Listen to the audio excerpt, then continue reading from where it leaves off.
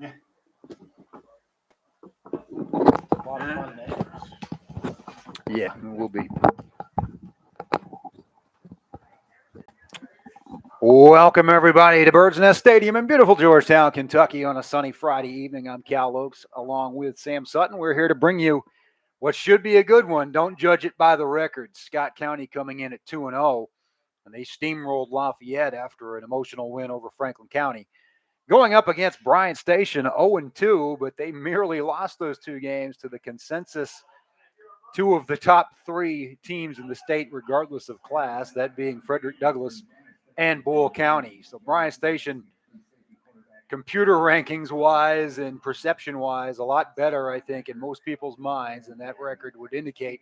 And you can also look back no further than the past couple of seasons in this series to see how things have changed dramatically. Scott County owned this series and still does, to the tune of 21-3 during the Jim McKee era. But 2 years ago, 7-6, Scott County won it here, basically on a blocked PAT and then a late touchdown. And then last year gave away a two-score lead in the final minutes with Trenton Cutwright, who is back at quarterback this year for Bryan Station, breaking containment and running for a touchdown to put it away in the closing seconds. Sam, are we expecting another game of that magnitude? I say yes. What do you say? Yeah, I definitely think that this is going to be a good game. Like you pointed out, you can't look at these records because, I mean, Bryan Station is a lot better than 0-2, and I think you mentioned that I think they're even ranked ahead of us. Is that right? That's what I saw on the what they call it, the Cal Preps. Yeah. Which so is I mean, connected with, I don't know if that's correct, but they are definitely way better than 0-2, and I believe that this will be a great game. Not only because Station wants to keep that momentum from last year, but Scott County wants to get that taste out of their mouth and get this win. Yeah, this is a series that Scott County not only won those games, but most of them went to a running clock. Things have changed on the north side since Philip Hawkins took over before the 2020 season, and really just a different, actually went to, I believe, the state semifinals a couple of years ago in 6A, and then last year made a pretty deep run as well. And they've been there kind of with Dunbar on that 6A side of things in Lexington as the two teams to beat the past few years. So it's a big test for Scott County. As we said 2 weeks ago, the rout of Lafayette, and then the bye week. It's an awfully strange time. Both teams had their bye in week 3, so at least that's a level playing field. Yeah, very odd time to have a bye week in week 3 of your season, and I'm sure Coach McKee hated that because you're just now getting into the flow of playing games, and you feel like you're getting some momentum, and then, boom, you got your bye week. Instead of having that in maybe week 7, 8, 9, where you're banged up, you need time, you want to get healthy for the playoffs. So, I mean, you're dealt with what you're dealt with, and both teams are coming off of it, so both teams should be very healthy and rested. That week 3 used to be a spot where Coach McKee would like to play someone like Elder or Moeller or LaSalle. And I do think Elder was kind of penciled in there a couple of years ago as maybe being in that home and home series, but that kind of fell through and kind of was, they decided to forego it when Lexington Catholic opened up, but Catholic could only play it in week 11. So as it turned out, week 3 is the off week, but get some people healthy and get ready for a long run. They're in the middle of a run of Lexington opponents. They started with Lafayette, Bryan Station. They'll go to Dunbar next week, and then 2 weeks from tonight, we'll be right back here for the big one against the team from off Winchester Road, the Frederick Douglass Broncos. You kind of want to get some momentum going into that if you're Scott County. No doubt about it. And I think this will be a good test for Scott County. You know, again, you cannot look at Bryan Station as an 0-2 team. And I think, personally, they're the second best public school in Lexington. So I think if Scott County can get out ahead and get some momentum going into that game, it'll be huge. We mentioned Trenton Cutwright, the quarterback, hasn't really had a chance to show all that he brings back there, mostly because of the scoreboard, I think, in those two games. He's 12 for 33 with a pair of touchdowns and a pair of picks, 158 yards. He is also the defender's leading rusher with 18 carries for 101 yards. They've only rushed for 225 as a team in the first two games and thrown for $177. Scott County defensively just gave up a touchdown on a short field after a special teams miscue against Lafayette.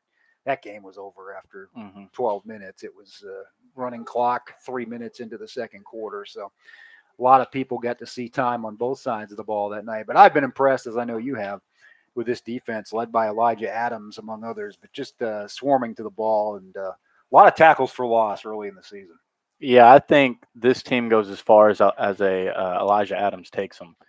Coming back for another senior year at middle linebacker, and he just blows up so many plays that even if he doesn't make the tackle, he's making it to where someone else makes it.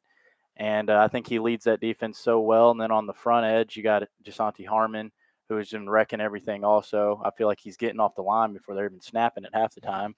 And then you got guys like Paul Gardner in the back end, Logan Jones, Buddy Collins, that can actually play man-to-man, which is what Coach Monty loves to do in this defense. When this defense is successful, you're going to see a lot of cover one, man-to-man, and let the front seven take away the run.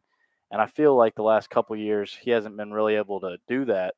He's had to play more zone, so that gives up more of the running zone. So I think he's finally getting back to what he loves to do, and that's a great mixture with our offense.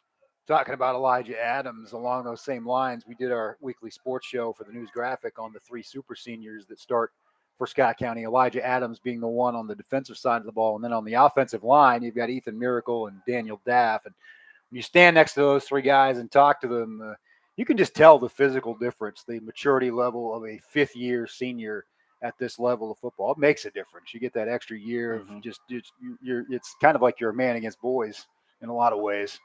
Yeah, I tried to think about that myself. When I was a freshman in college, if I came back and played, but I guess you can't look at it that way. They took advantage of a COVID year, and I feel for them. You can't look at them any different because of it. Because they got basically a season taken away from them, and so I think they're taking advantage of a great opportunity, and especially Elijah's taking a huge advantage of it. And I'm just looking forward to seeing where he takes this defense the rest of the year. Yeah, you look back at that junior year of theirs in 2020, it was more like a 7-8 game season instead of potentially 13, 14 if you make a deep playoff run.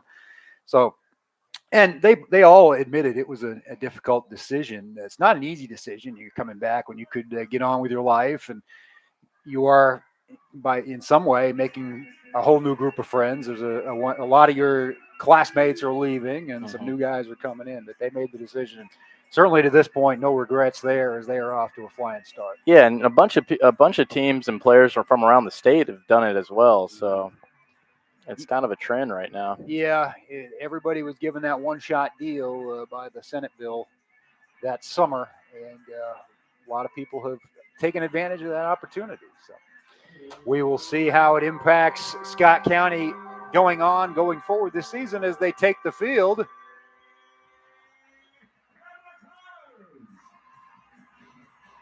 Led by Mr. Miracle.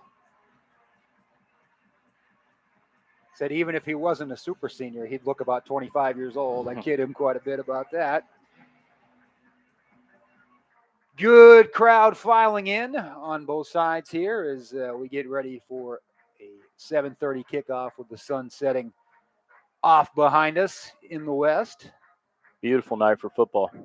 Yeah, it's been a warm day, but you notice it's that time of year where it drops off pretty quickly at night. I've noticed that at the soccer games this week. I've had to prepare and bring something to put on over whatever I'm wearing. It is no chance of rain, no chance of lightning after last week. We started late. So great to have you here with us at newsgraphic.com on the YouTube platform or at NFHS Network. I'm Cal Oaks along with Sam Sutton, bringing you all the Scott County home games. We've got all the Great Crossing home games as well. They'll be back here next week against Bourbon County. They're on the road tonight at East Jessamine. We'll have some scoring updates as warranted. But Bryan Station will be getting ready to receive. They won the toss and elected to do so, it appeared.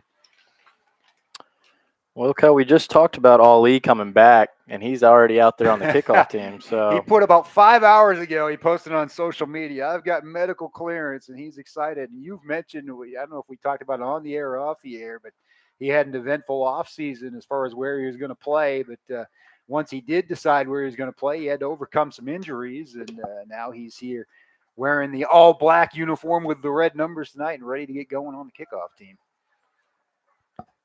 I think you made a good decision. I figured you would think that, and certainly you've got options in this day and age, not just even in your own county, as we see elsewhere. The era of freedom of movement in sports, high school and college. Here we go. Ball is about to be put in the air. No, it's on the ground. A little squibber, probably a smart move. Bryan Station can wreak some havoc in that return game, as you see here. He's got a seam up across midfield. Finally, a good angle there, taking him down, but not before he's inside the 40, and a touchdown-saving tackle by Danny Armstrong. Yeah, I understand what they were trying to do there. Just a gap opened up right there for Station, and he hit it. Can't ask for a better position there for Bryan Station. Just took the kickoff on the hop and found some room up the middle almost immediately. Bryan Station coming out in quads right, empty backfield. Trenton Cutwright, 6'1", 145 pounds. Looks bigger than that, junior. He will throw on first down, throws behind his receiver and almost picked off. Again, it's Armstrong. Quick slant, but threw it behind his man, and Danny Armstrong had his mitts on it first. Looks like Danny's out playing that rover position where he's been rotating in and out throughout the year, but especially with a passing team like this, I think it's a good move to go ahead and put him out there tonight. 2nd and 10 from the 39, straight ahead run up to the 35-yard line is number 22 for Bryan Station. You play a team with a lot of great athletes. You got to get your best athletes out there. And I think Coach Monty's doing a great job of that right now with playing a lot of good secondary players. I'm starting to think Bryan Station's roster is dated. I downloaded the one from the KHSAA website, but it's a great pursuit by the Cardinals defense out on the right side. Yeah, they strung it out and held him to a yard. Yeah, it seemed like he bounced off 4 tackles, but there was just another Scott County player right there to hit him. Good pursuit by the Cardinal defense, and it will be 4th and 6, 4-down territory at the 35.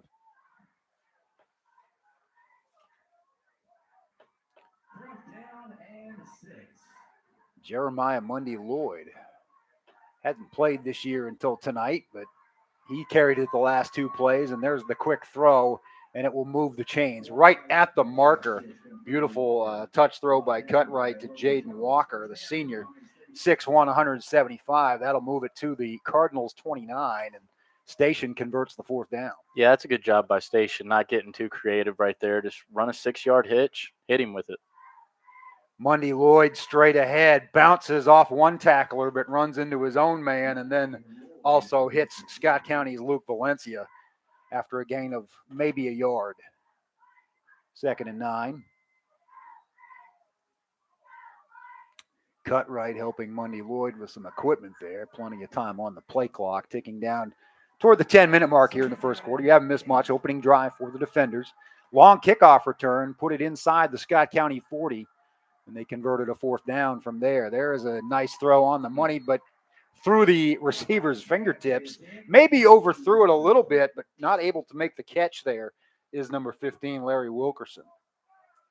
So 3rd and long, 3rd and about 8.5 from the 28. We'll see how creative Bryan Station gets right here. I actually thought Cutwright threw a good ball right there. I just didn't haul it in.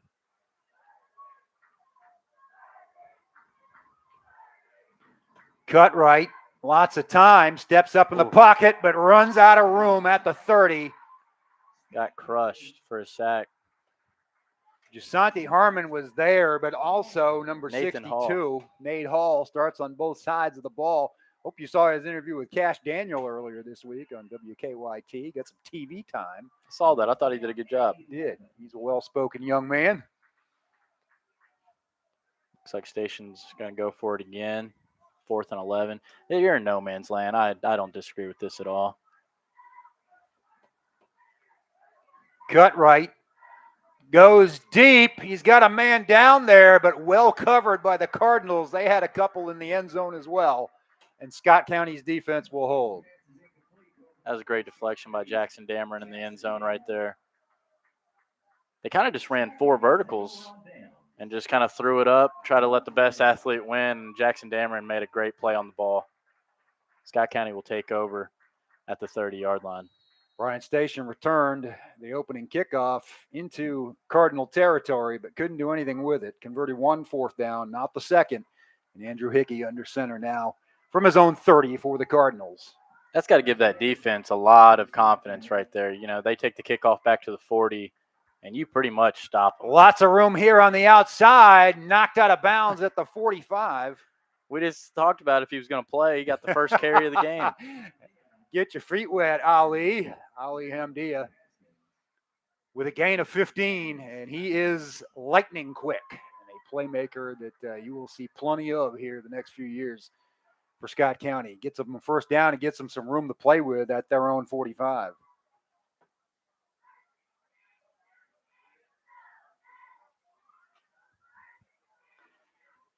They'll hand it straight ahead to Fryman. Spins away. First down and more at the 30, the 25, inside the 20 before he's knocked down. So 2 plays, more than 50 yards on the ground, and the Cards are in business. Cards are looking fast right now. Station had no clue where that ball was until he was about 15 yards down the field. Long runs by Ali and then Jacob Fryman. When this offense is ran correctly and at the right speed, it's a beautiful thing to watch. They've got no shortage of weapons this year. It's great to see them getting back into that form. Counter this way, and it will be blown dead. Ball start. It's going to be a procedure false start penalty on the Cards. Will set them back 5 yards to the 23. It'll be 1st and 15. 8:07 to play. First quarter, no score. Defense held on downs at the 30-yard line and 2 home run balls. 15-yarder by Ali Hamdia, and then 37 yards. Jacob Fryman spun up the middle before he was brought down. DeQuise Brown in at wide receiver, replacing Lilly. Saw some spot duty a couple of weeks ago against Lafayette. That was his season debut.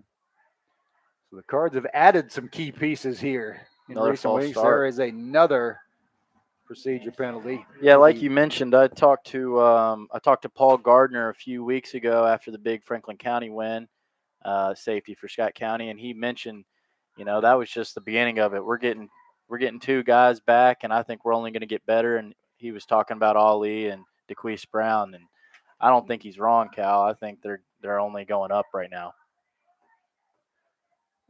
So it goes from 1st and 10 to 1st and 20.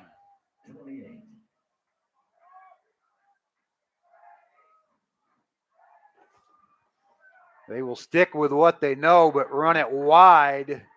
And Fikert is swarmed there as Bryan Station was all over that, and they'll lose more yardage. Yeah, Devon Frazier played that beautiful and strung him out and then made the tackle in the backfield for the defenders. I'm interested to see number 3, JT Haskins for Bryan Station playing safety. He leads that defense. He already has an offer from Louisville. He's a great young man and a great player. I'm interested to see how he runs that defense out there, what kind of leader he can be for him. 2nd and 24. This is not where the Cardinals want to be. Hickey will throw. He finds a man wide open on the Bryan Station sideline. And inside the 15, that gets back a big chunk of it. Yeah, that was a great job there by Hickey going through his progression.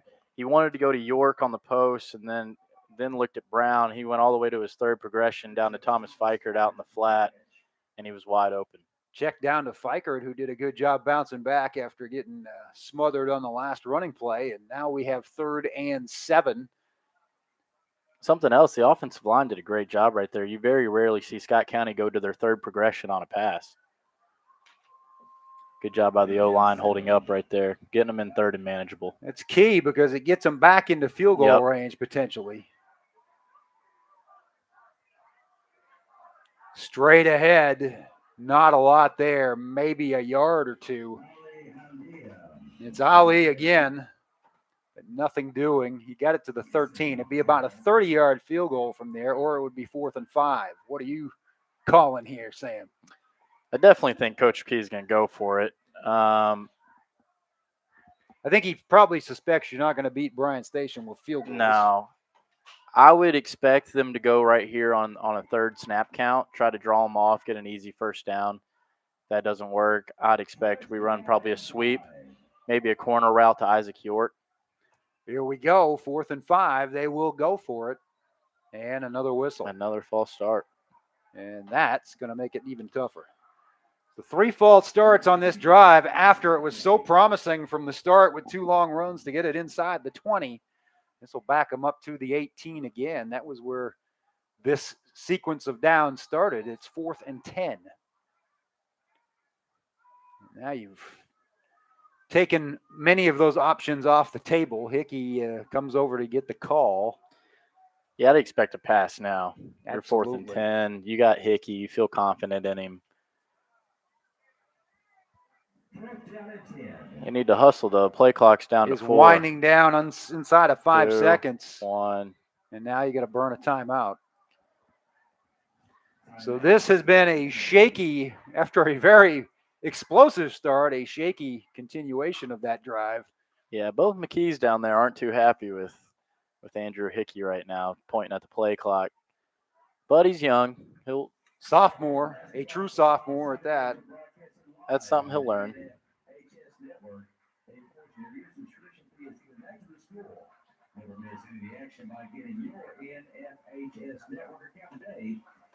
We just talked about the weapons Scott County has. I definitely think that they have something up their sleeve right here that they can go to.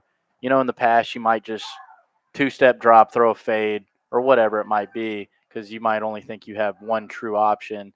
But I feel like Scott County has 3, 4, 5, plenty of options down there that they can throw to and feel confident in. So we'll see what Scott County draws up right here.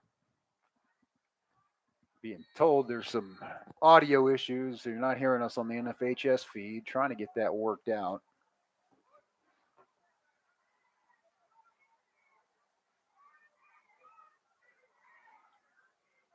There's the throw from Hickey, but it's behind his man and incomplete, and the defenders will hold with the help of a bunch of penalties. Yeah, it's a shame right there. They were on such a good drive, and just penalties kill you. It doesn't matter who you are. If you shoot yourself in the foot by penalty, you're going to get backed up.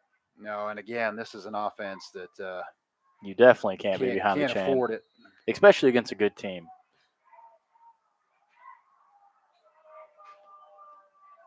And this Bryan Station team is that. Its record in points for and against early in the season notwithstanding, as they have played a couple of the best.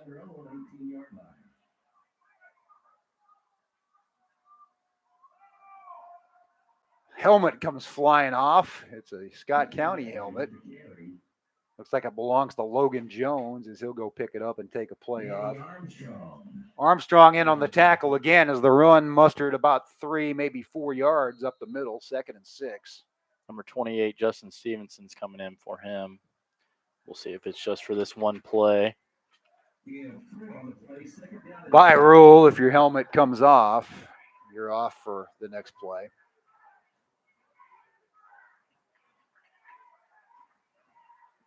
Cutwright will throw deep left, single coverage, underthrown though. Trying to come back to make the interception, but unable to get his hands on it is Justin Stevenson. They came right at him. They saw him come in, hasn't played.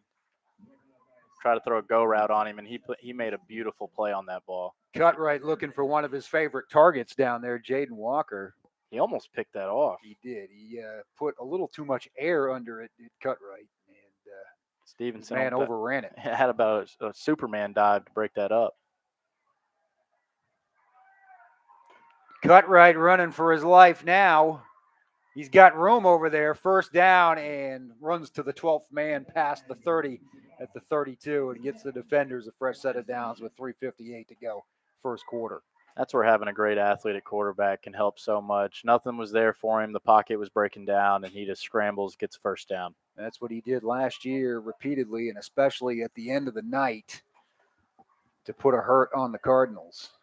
And he really did it effortlessly right there.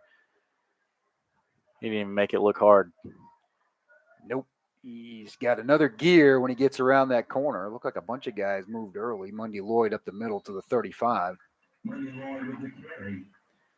Monday Lloyd started his career at George Rogers Clark a couple of years ago. We saw him here with the Cardinals during the COVID season. Then last year made his debut with the Defenders, had a good year. Sat out the first 2 games of this season.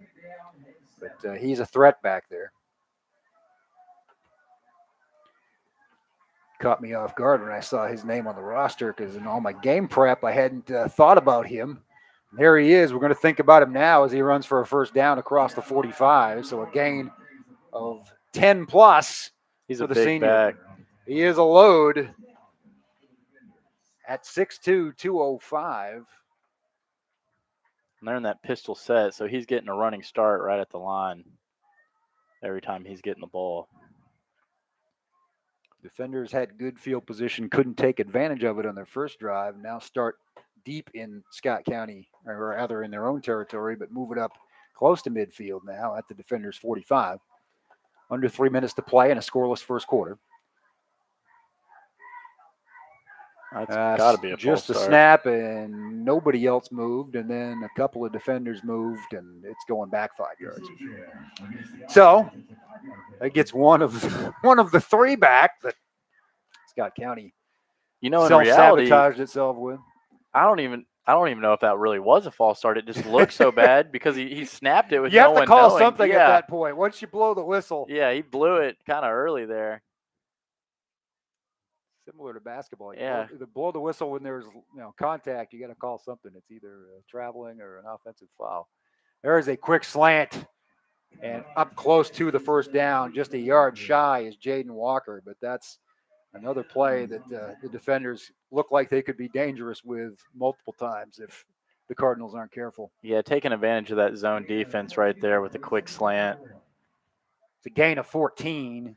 So it goes from 1st and 15 to 2nd and a long yard just out on this side of the Scott County 46. So the defenders on the move here late in the first quarter. No score. Cutwright hands off to not Monday Lloyd this time. It's a different back who takes it up to the 40. DeJour Fogel. He's the running back DeJour. 5'10", 155. He's a junior, so a little change of pace there from the big back, Monday Lloyd. Good open field tackle by Paul Gardner right there. But it's just way too much right there from Bryan Station. Scott County defense kind of on its heels right now. Yeah, Bryan Station's definitely made an adjustment from the first drive. Cutwright in the pistol. Lots of time. There's a flag, probably holding. He overthrows his man off the fingertips of J.T. Haskins Jr. Number 70, the right tackle for Bryan Station, just tackled Jasante Harmon at the line of scrimmage. And that's one way to stop him. Yeah. I was looking at that matchup right there on that play, and he just bear hugged him, brought him to the ground.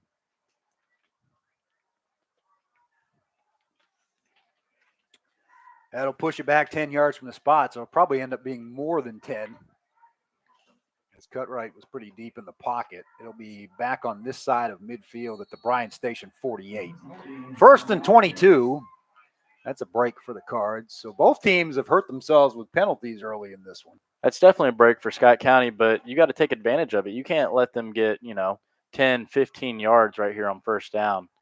Minimize it to 5 yards right here if you can. Cutwright to go deep right. He's got his man. Nice over-the-shoulder catch and pushed out of bounds at the 20. Is that Haskins over on the far sideline? Yes, I believe sir, it is. Yeah, J.T. Haskins. That was a beautiful ball there by Cutwright, and that was about the first time we've seen Buddy Collins get beat all year. But that was just a pretty pass, and he really couldn't do much about it once he did catch up. We're talking about J.T. Haskins Jr. off the air. He's a generational player at Bryan Station. His dad with a strong career at U of L as well. JT Senior's over on the sideline for Bryan Station. He's an assistant coach on Philip Hawkins' staff. Monday Lloyd swarmed right at the 20. They're not going to get anything there as the heart of the Cardinals defense was right on it. And it wasn't Monday Lloyd. It was number 21. Bayubahi Beni or Bennett. And I apologize if I mess up any names tonight. That was a good job filling the hole right there by Scott County's linebackers. There's a toss to Benet, and he coughs it up. Took a fortuitous bounce, perhaps, to a defender's lineman. Paul Gardner put his helmet right on the ball right there. That was a beautiful tackle. Ball is down at the 15. Bryan Station got it back. Looks like Bryan Station got the beneficial deflection there, but and there's still a player down as that's for Scott everybody was plowing into that pile, and that's a situation where you can get hurt. Don't see who it is. Definitely holding either a leg or thigh or knee area. I think it might be Elijah Adams. Oh, Lordy. That's not good. You hope it's just a cramp and not a quad pull or anything like that. Trainer Dan down there kind of stretching it out. So maybe it is. It's early in the game to have a cramp. Yeah, he's working that leg out. Maybe he just got bent up on that pile. That's good. He's already getting lifted up. And oh, no, that's Cam Keller. That's the 300-pound Cam Keller who will take his time, get a good hand from the he fans. Definitely probably just got rolled up on. That's good to see that he's walking off, though.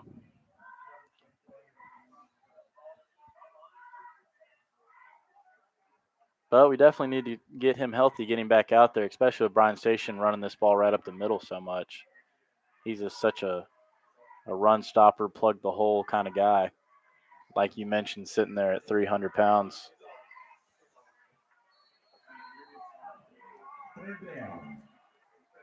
See if we bring any pressure right here on 3rd and 2. Cutwright rolls to his right, throws on the money. It'll be a first down just shy of the 10. They might mark it right at the 10, which would make it 1st and goal. Pretty good spot, I think, and that's where it'll be. So with 17 seconds left in the first quarter, that might be the final play of the opening period.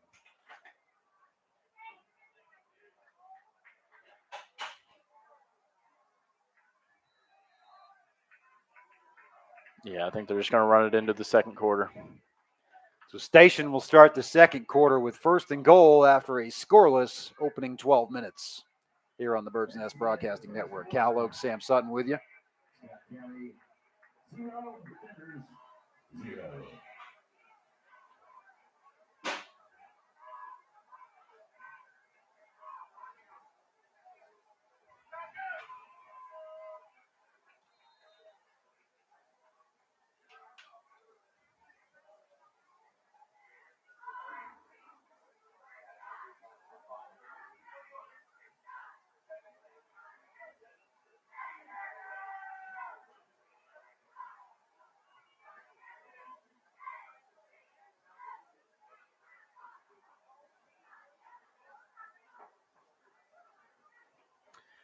NFHS audio issues. We apologize, but if you're hearing our voice, it means you're either on the News Graphic website or our YouTube platform. And we thank you for kind of maybe staggering the two so you can get the description of the game while you watch it. I want to thank all the sponsors that make this possible. Certainly want to mention newsgraphic.com. 24/7 coverage of all things Scott County, Great Crossing, Georgetown College. Cheerleaders finishing up their routine, and Bryan Station wanted to get right back to work. 1st and goal to start the second quarter, headed toward the fieldhouse end. Cutwright hands off to Mundy Lloyd, wrapped up after a gain of a couple. And first quarter stats, a lot of penalties, 2 for 17 for Station, 3 for 15 for Scott County. Total yards, 98 for Station, 67 for the Cardinals. Cardinals got theirs in only 6 plays, most of it on 2 big chunk plays by Ali Hambia and Jacob Fryman, but couldn't punch it in after 3. Count them 3 false start penalties. Bryan Station trying to get it done and get on the board here first. 11:25 to play in the half. 2nd and goal from the 8. Cutwright. Hands off again, straight ahead, stacked up at the 5. It is Jeremiah Mundy Lloyd once more in the heart of that Scott County defense. Nate Hall was there again. Kind of a mano-a-mano right now. Bryan Station's trying to just bunch up and run it down Scott County's throat, and Scott County's, right as of right now, saying not so fast. Coach McConaughey doesn't like something, calling timeout. Timeout Scott County with 10:52 to go in the second quarter. 0-0, Scott County and Bryan Station. It's the battle we thought it would be so far. Both teams can kick themselves a little bit to this point for some missed opportunities. If I was Bryan Station, I would get Cutwright on a roll right here. Give him the option to throw it or run it on 3rd and 5, 3rd and goal right here. He's just too good of an athlete just to hand it off right here on such an important down.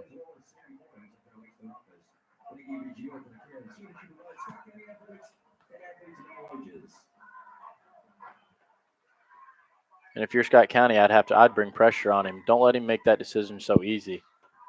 Force him to make that decision in the backfield. Having a quarterback like Cutwright certainly gives you a lot of options down here. It's 4-down territory for one thing. You can roll them out and throw. You can run a bootleg.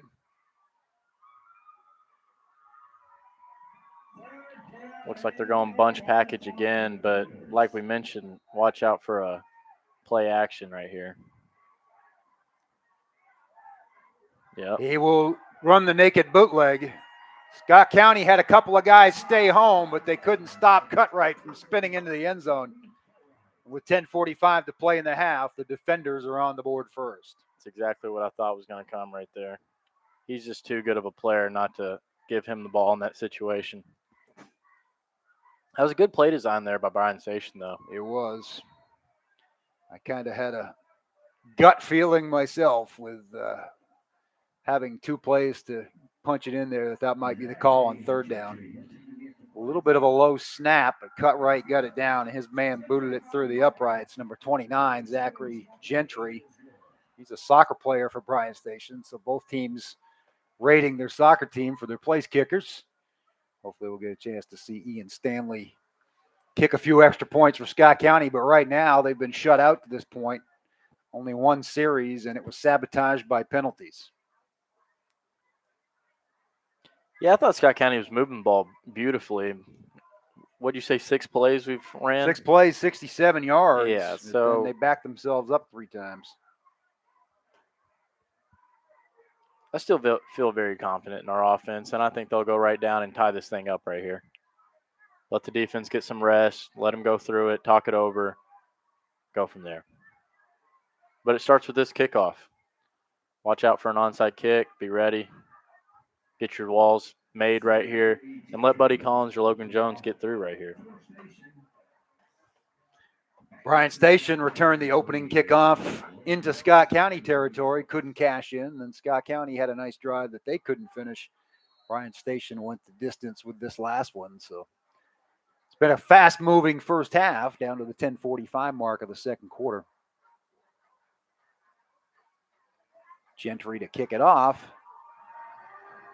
Relatively short kick taken at the 19 by Buddy Collins. Stutter steps across the 30, 35. Taken out there with a low hit at the 37. And that's where Scott County will go back to work. Yeah, just never really hit the hole right there. Just couldn't find it. Tonight's Player of the Game award later on will be presented by Galvin's on Main. Galvin's with more than 100 menu items. Stop there after the game. Stop anytime. Ozer Paint and Flooring. Hoghead Trailer Sales, Kroger Hometown Pickup, West Banco. We'll get to all the sponsors as the night goes on, as time allows. Georgetown Community Hospital. I wouldn't mind some Galvins right now. Would sound good and hit the spot. DMK CPA, Domino's Pizza, Burger King. Speaking of food, Jersey Mike's Subs, Bluegrass Orthopedics. Hey, it was announced this week that the formerly known as Toyota Classic is now the Billy Hicks Classic presented by Bluegrass Orthopedics. It'll be from December 6th through the 10th. Expanded to a 5th day to incorporate an 8-team girls tournament as well as an 8-team boys tournament. So looking forward to that in a few months. Jacob Fryman straight ahead.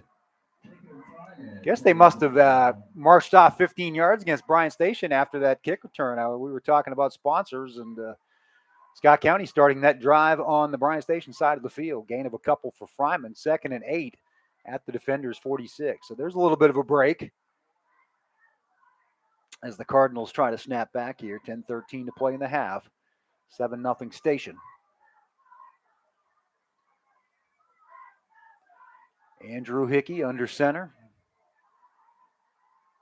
Again, Fryman dragging a couple of would-be tacklers across the 40 to the 38, right at the marker. Yeah, I like that play call. Bryan Station was selling out for the sweep right there and gave it to Fryman on a quick handoff right up the middle. He hits that hole quick. He does have a burst of speed through that line, and when he gets There's definitely going, it's like a truck going downhill. Yeah, there's definitely a difference between speed and quickness, and he has the quickness. New set of downs at the Bryan Station 38. Fikert in motion. And there, guess what? It just looked the same way 4 times now. There's something discombobulated there. Yeah, I was just about to say that's something Scott County has to do on this drive is stay ahead of the chains and get away from the penalties. You see Hickey making his foot signals and his guy going in motion, and then someone else flinches.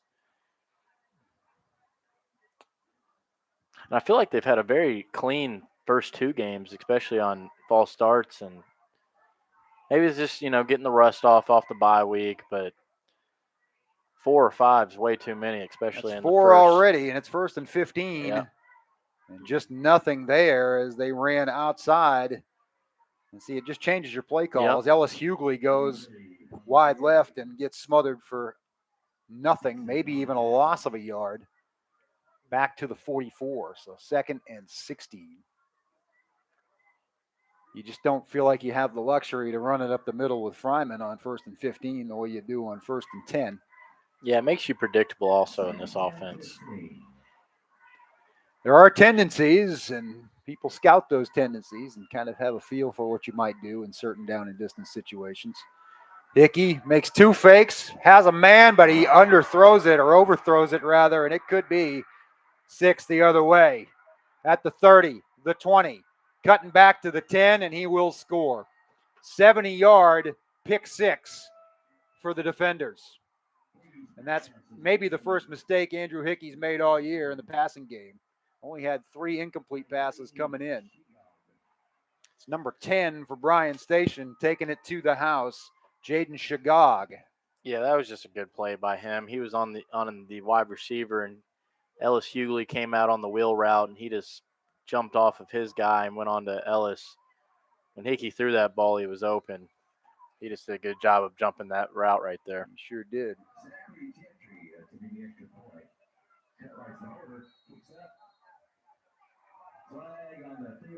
We've got a flag down. The kick is up and good. It's going to be rough. It's going to be rough in the kicker, and they'll march that off of tacking on the kickoff. So get a watch for the squib now as Bryan Station will be kicking from the 45-yard line.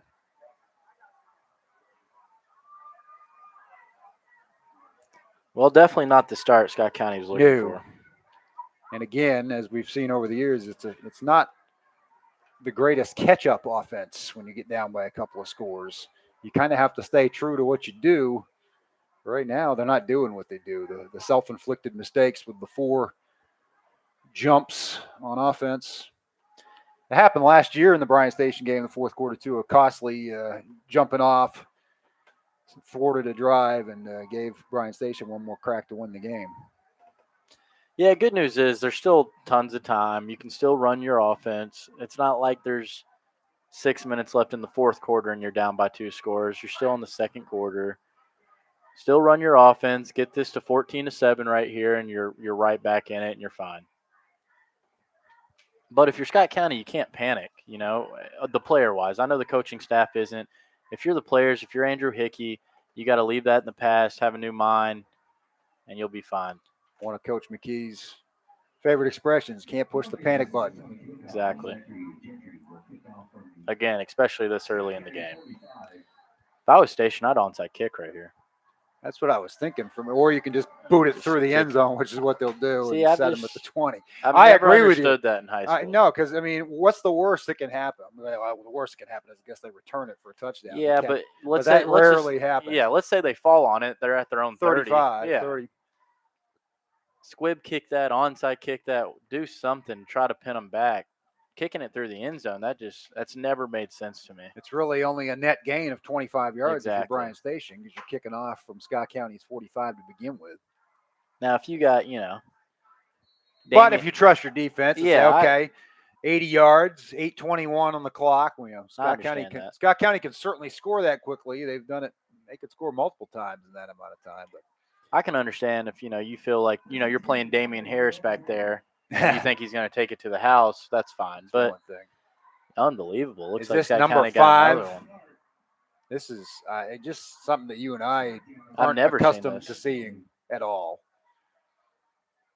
And honestly, it's not like super clear. There's been a couple where you can see the flinch, but on a lot of these, it's kind of like they're just throwing a flag. And again, we can sit here and say, well, they're coming off the bye week. So is Bryan Station. Yeah. So you got to throw that excuse out the window, and there are no excuses. And obviously they're doing it because no one's arguing. It's really inexcusable right now. 1st and 15. Toss left. A little bit of room. Gets back most of that 5. Maybe stopped just shy of the 20. Is Fikert. When you don't block it correctly, it's very hard to run sideline to sideline with such a team with such great athletes, because they can do it almost, they can do it better than you running side to side. So that's why I think Fryman's been so effective up the middle, because that's where you can attack them. And once you got that going, then you can go on the outside. But when you just keep getting behind the line of scrimmage, you're just shooting yourself in the foot and playing into their favor. Fikert will go the other way. He's got a little bit of a seam at the 25 across the 30 for the first down, and some much-needed momentum there. And that was blocked beautifully.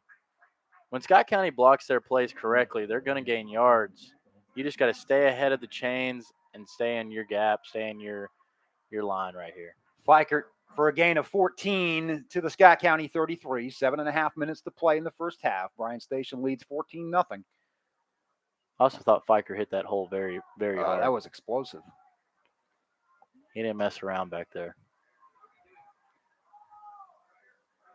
Fikert in motion now. The give is this other way, and just nothing there. Is it Hughley? Yes. Hughley wrapped up for a loss of a couple. Yeah. I didn't see who knifed back there, but a Bryan Station offender knifed right through and made a great play. He didn't make the tackle, but he made the play. Again, this Bryan Station team, iron sharpens iron. They have played Frederick Douglass and Boyle County out of the gate. Now playing Scott County, another traditional power, and they're up 14-0. Yeah, they're definitely not afraid of competition. You got to respect that. Straight ahead, Fryman wrapped at the 38, so it'll be 3rd and about 5. Ball pops out, but the play is blown dead. Looked like Fryman tripped as soon as he got the ball. I feel like if he had his footing, he had plenty of room right there. Pretty good gain for tripping over your own feet. He got 7. It's a big 3rd down right here for both squads, but especially Scott County. Yeah, you finally got going again a little bit offensively, but I'm going to be honest. I would go right back to that play because we just talked about it, but Station's so spread out right now because they want to take away the sweep, which obviously is a smart thing to do against Scott County because that's where they make their chunk plays. But if you leave that middle open, Fryman can make you pay. He's done it a couple of times, as we've seen. He'll fake to Fryman, but the pocket's going to collapse on Hickey, and he'll be sacked for a loss of a yard, but that's enough to make it 4th down and 6. I thought he had Isaac York over the middle. Just hesitated for a moment. Yep. After he hesitated, he wasn't there, and that's why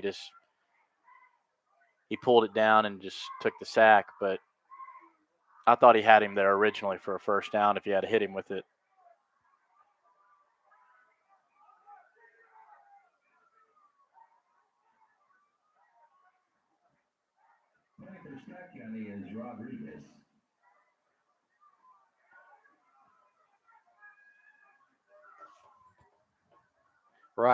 Christian Rodriguez, the sophomore, good kick. will take a modest Bryan Station bounce and just kind of go sideways now to the 35. So the defenders will have a chance to pad this lead with 4:51 remaining in the half, 14-0.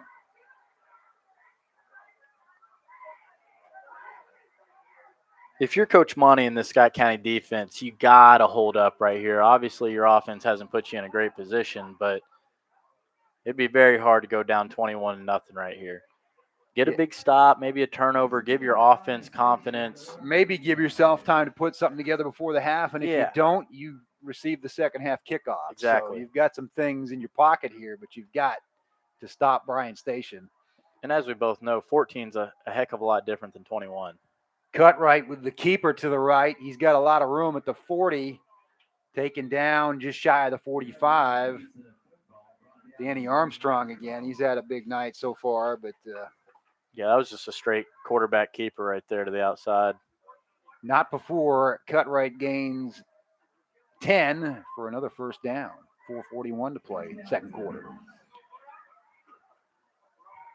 Bryan Station snapped a long losing streak in this series last year, 25-20, but they're having an easier time so far tonight, 14-0.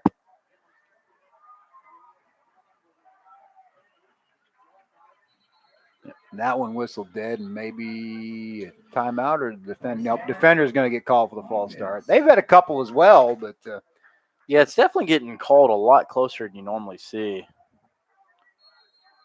Which that's not really a call where it's kind of like, we can look over it, but it feels like we've seen a lot more. That's than at usual. least 7 between the two sides in the first half. You've got to think that's far more than usual. Exactly. So I don't know what the problem is right Low now. snap and Cutwright Nice. gets sacked.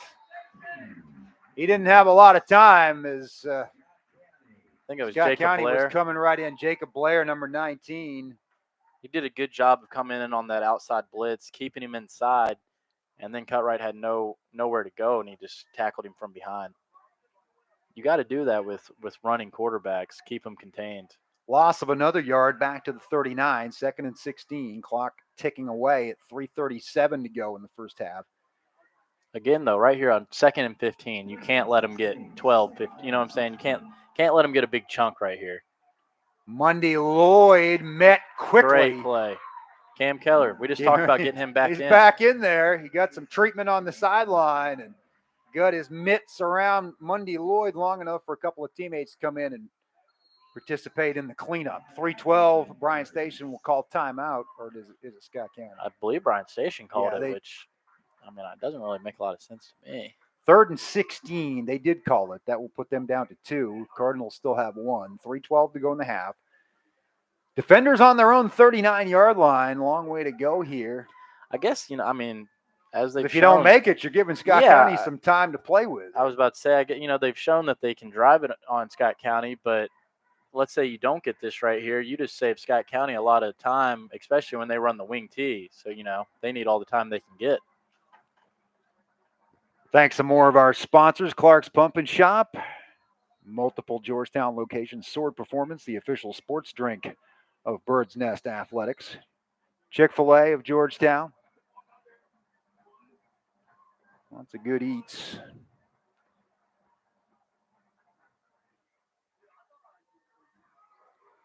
Among our sponsors. Here we go, 3rd and 16. Big play for the Cardinals as they try to get something going before the end of the half. Cutwright, the pocket collapses again. Back-to-back sacks. Who got this one? Is it Harmon? Number 43. It's Graham Bowe or Graham Bowie. Yeah, we got to figure that out. He's not a name that we announce very often, but we've had to a couple of times. Only a sophomore, getting some more playing time, and as you can see why. Huge sack there on 3rd down. I was looking at Jasonte Harmon on the outside because he beat the right tackle, and I thought he was going to get around, and Grambo got in there right before. High snap, but guess who's going to run with it? Might have even been designed. Cutwright, but he won't get the first down. Wow. So they, one way or another, don't punt. Cutwright wants a call. He says somebody had me by the face mask, but Cardinals will be in good shape near midfield with 2:28 to play. Looks like they're going to get it right at the 50. That was a huge play by Luke Valencia made the tackle. Because he had all the space in the world, and Luke Valencia kind of just turned around by accident and saw him coming.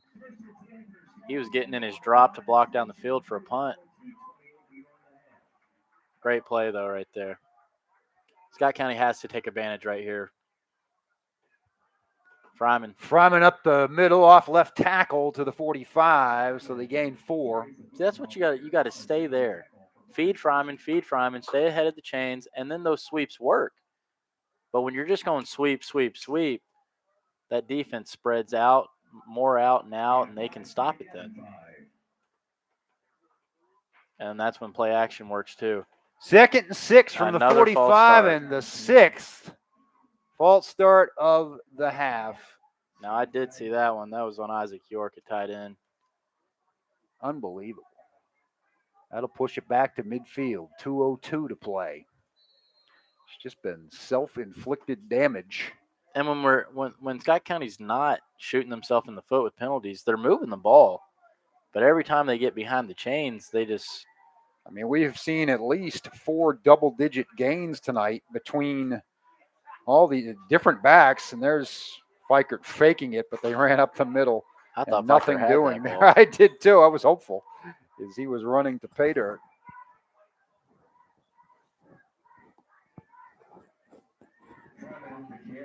Minute 30, and Cardinals not in any great haste here. 3rd and 11. Yeah, after that penalty, they're not in too much of a hurry now.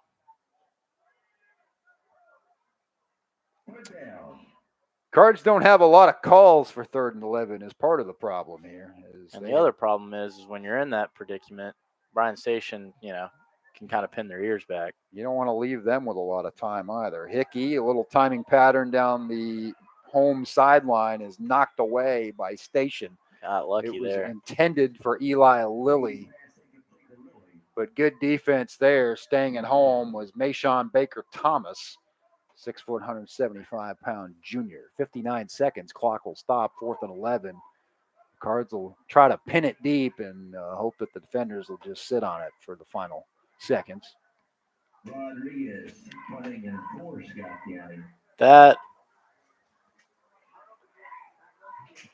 That's just a really defeating blow right there.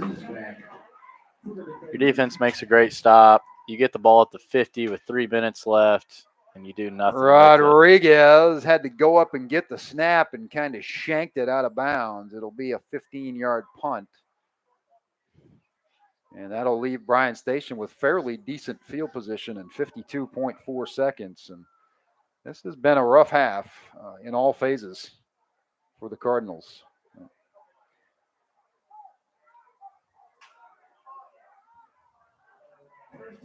Yeah, I expect Scott County to be in cover 4 right here. Don't let anything get behind them, and just hope the defensive line can get to Cutwright.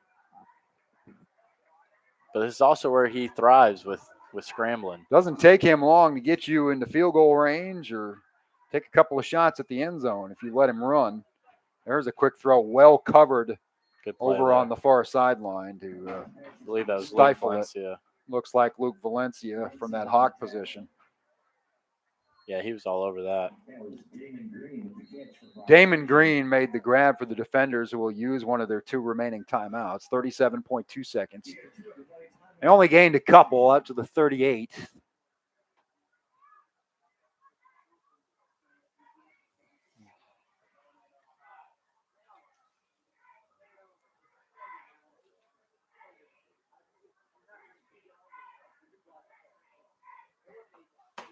Kind of in stunned silence here, Sam. I don't know about you, but this is not what I expected to see. You just don't. We're not used to this. The shooting yourself in the foot, for the lack of a better term, as the coaches like to say in football. And that's what they have done tonight. They have moved the ball. We saw a long run by Ali to start the game. We saw a long run by Fikert. We've seen Fryman rip off a couple, and they just have not been able to sustain those drives because of now no fewer than 6 false start penalties. Wow. And your defense, you're asking them a lot here to stop Mr. Cutwright one more time. done a pretty good job lately. Cutwright gets out to the sideline, stops the clock as he runs out of bounds at the 45. That'll get Bryan Station 3rd and short in 29.7 seconds.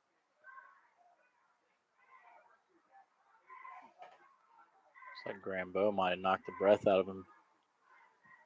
Cutwright's been busy running around a lot. They sacked him consecutive plays on the last drive.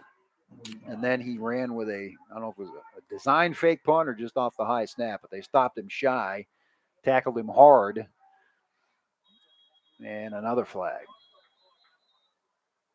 Or is it a timeout? Maybe a timeout. Yeah, it's timeout as Coach Monty will use Scott County's final timeout, 28.5 seconds. 14-0 Bryan Station. They've got a chance to take a couple of cracks here and maybe add to it. Station has scored on a 5-yard run by quarterback Trenton Cutwright and a 70-yard interception return by Jaden Shagog. Otherwise, it's been a penalty-filled contest.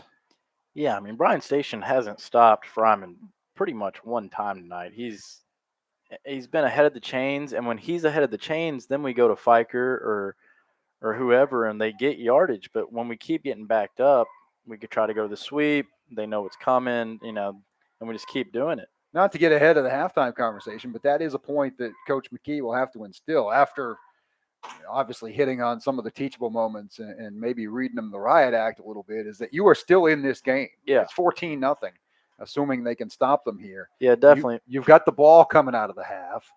You've just got to do what Scott County does.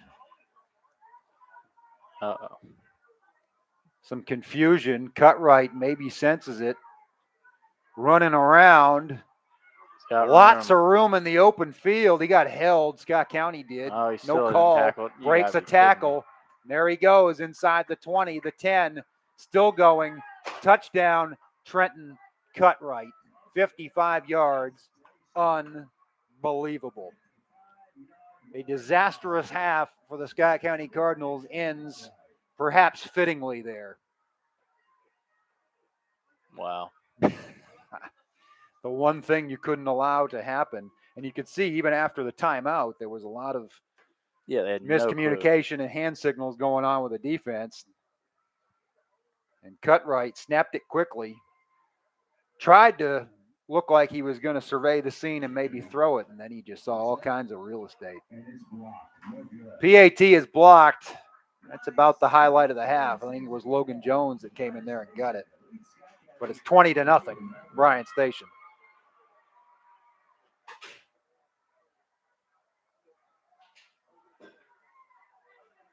Yeah, that's unbelievable right there. And I felt like Scott County had him tackled about 3 different times, and he just had him tackled in out. midfield, and just a little bit of a hold by Bryan Station allowed him to get away from that one. It looked like to me from here, and then he just broke a couple after that. But especially when you're in a prevent defense like that, once you get past the first level, it's kind of just open field. And when you're such a good athlete like Cutwright, it's almost just like a free run to the end zone for him.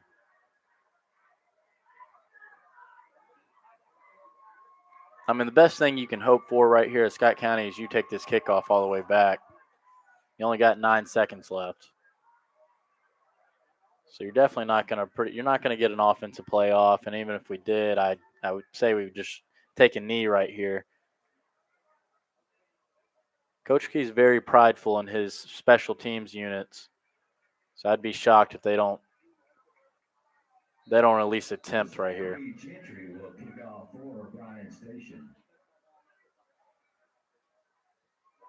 Gentry will put it in the air, kick it deep.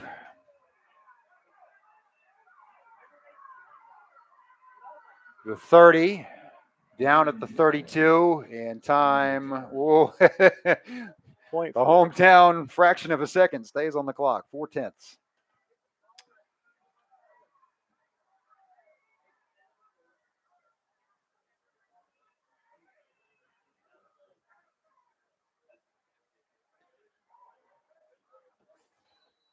Scott County certainly had its chances, but hurt itself repeatedly here and will be down, barring a miracle play here, 20-0. going in the half. You also don't want to do something like put it in the air, get it picked, and have them run it back again. So Yeah. do you cut your losses? I don't know. Maybe just run it up the middle. Yeah. I'd just run a normal play or just take a knee. I mean, they got do you want enough to talk guys about there. fitting endings to a half?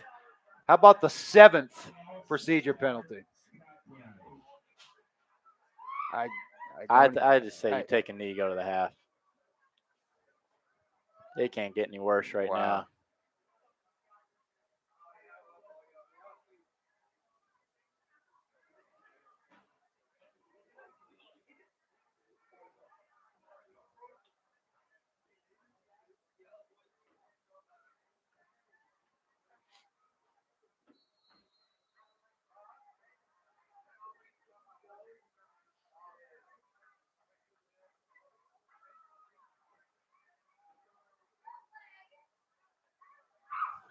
They will run it toward this sideline, cutting back. Ali had some room, but it ran out at midfield.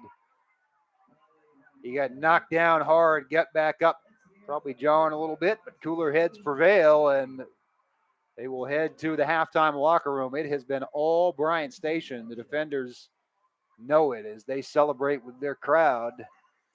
I tell you what, Cal, I like that fight out of Ali right there. I mean, that's a sophomore. He makes a big run. He gets up. He's ready. He's ready to go to war. I like that. Hopefully, coming out of halftime right here, Scott County can get more of that because they sure need it right now. They have a long, deep hole to dig out of. 20-0. They will have the ball to start the second half, but it has been all Bryan Station. The statistics won't look quite that much disparity when you look a little deeper because Scott County's put some yardage on the board, but they have also put themselves in 35 yards worth of penalty issues, down and distance situations, behind the chains. And that is what Scott County can never afford to do in this offense. Yeah, it's a combination of just continuously being behind the chains and then Cutwright just being a baller out there, if being honest. He's made so many plays by himself that, I mean, he's got 2 of these touchdowns directly by himself. Right. And then the other was a defensive touchdown. Yeah. So, yeah, I mean, you look at their stats coming in, and it's, again, it was hard to judge them by 2 one-sided losses, but Cutwright was all of it. I mean, he was the passing yardage, and he was 3/4 of the rushing yardage, and that's borne itself out tonight as well. So. And if you can keep him contained, that's most of their offense. And obviously, that's a huge ask. But if you're Coach Monty and you're this Scott County defense, coming out in this second half, that has to be your main emphasis, is keeping him in that box. Don't let him get outside contained. And I would just go man on man, bump and run on the outside and have about 7 to 8 guys in the box and just keep him in. Because I think he's their main focus. If you can keep him in the box, I think you'll be fine on defense. On offense, I mean, you just gotta stay ahead of the chains, stop with the penalties, and I think they're fine if they just do that. Then you can run your normal offense, cut it to 21-7. Then it's a completely new ball game. But you got to stay ahead of the chains. Life is not going to get any easier for Scott County. You look at their schedule, and Bryan Station is probably about the middle of the road as far as the overall strength of the teams they're going to play here coming up. Another tough road assignment against Dunbar next week. Back home against number 2 in the state, Douglas. Then they'll play Great Crossing. Then they'll play farther down the road, Ballard and Lexington Catholic. I mean, this is a game that either they've got to have a big comeback or they got to flush it quickly and learn from it and move on. Yeah, that first half was as bad as it could have gone. Everything that we were saying, well, this can't happen, it happened. So, worst case scenarios. There were some positives. You mentioned Ali. I like the burst of speed that he brought, both on the first play and the last play of the half.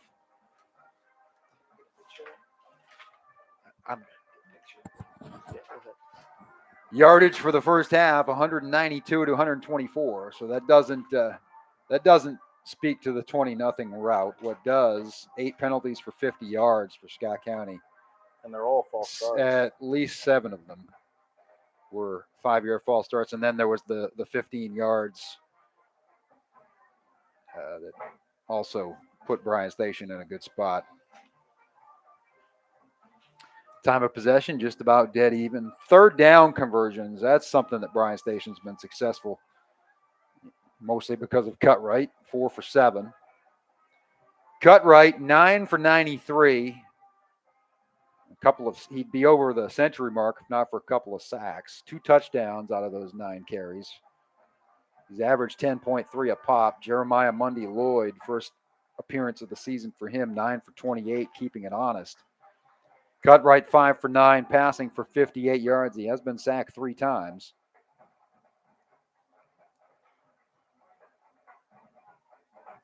Jaden Walker, 2 catches. Damon Green, 2 catches. JT Haskins, 1 for 30. On the offensive side for Scott County, Jacob Fryman, 6 for 51. I mean, that's a good night from your fullback, but they just can't utilize him in the way that they want to. That's 8.5 yards attempt. Ali Hamdia, 3 for 43. A couple of big chunk plays there. Thomas Fikert got most of his on 1 carry, 3 for 18. Hickey's been sacked once. He's been picked once. He's completed 1 pass to Thomas Fikert for 18 yards.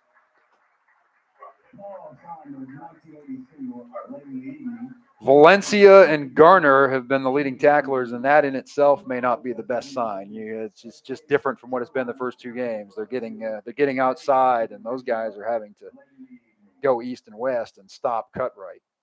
Danny Armstrong with 3 stops as well, along with Elijah Adams.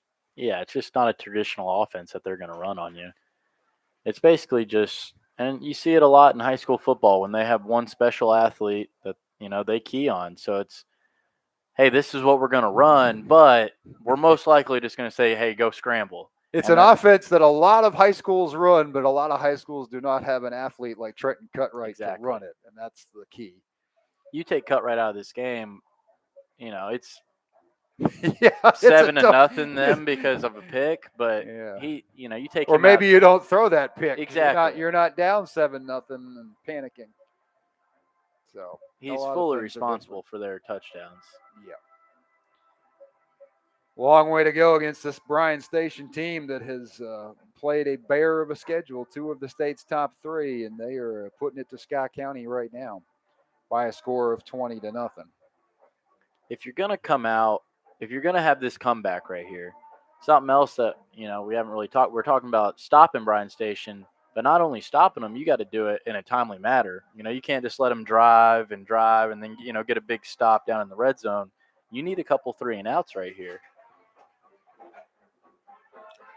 I would give you all a score from the out-of-town game, but they've got one of those cameras on the scoreboard, and the camera is off, so all you can see is home of the East Jessamine Jaguars, and you cannot see the score. So.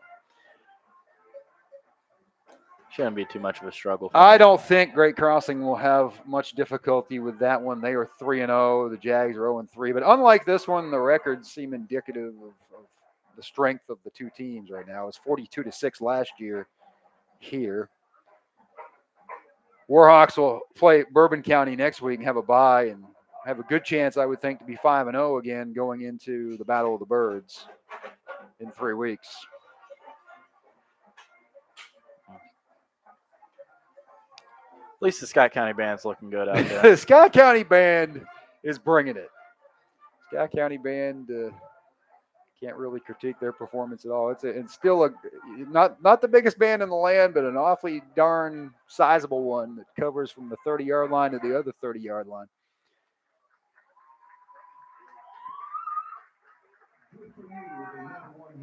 And what do you do with that first possession, Sam, in the second? It's easier said than done, but you've got to not panic. You've got to be yourself. You've got to eliminate the penalties. But I think even if you take 7 or 8 minutes off the clock, you've got to have a typical Scott County drive and get it in the end zone and at least give some food for thought, don't you? Yeah, and it starts with this kickoff right here. You got to tell Buddy Collins and Logan Jones to hit a hole. As my dad would like to say, tiptoeing in the tulips out there. That's not going to work on a kickoff, and they got to get upfield. And then it comes down to our offense is just running our offense. And like we've mentioned 100 times, but you got to stay ahead in the chains. When we stay ahead of the chains, we're fine. But when we're not, we're predictable, and they have a decent defense. So when you are predictable and you're playing against a good team, it's not a good recipe. You're seeing the difference tonight.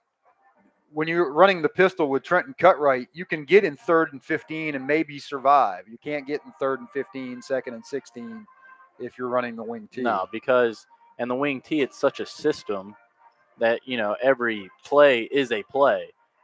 What Bryan Station's running is, hey, here's the play, but if it breaks down, hey Trenton, go run for a first down, and that's just not going to happen in the wing T for Scott County.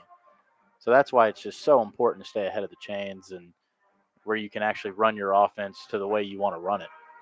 Because when you do stay ahead and you run it the way you want, not only is the belly going to work and the sweep's going to work, but then you got to draw those safeties in, and that's when your play action works. But when you're ahead of the chains, those safeties and corners can just stay back, and the pass game's not going to be there then. No, we've seen it a couple of times. They are able to anticipate where those throws are going a lot better. And one was taken back to the house by Jaden Shagog, 70 yards.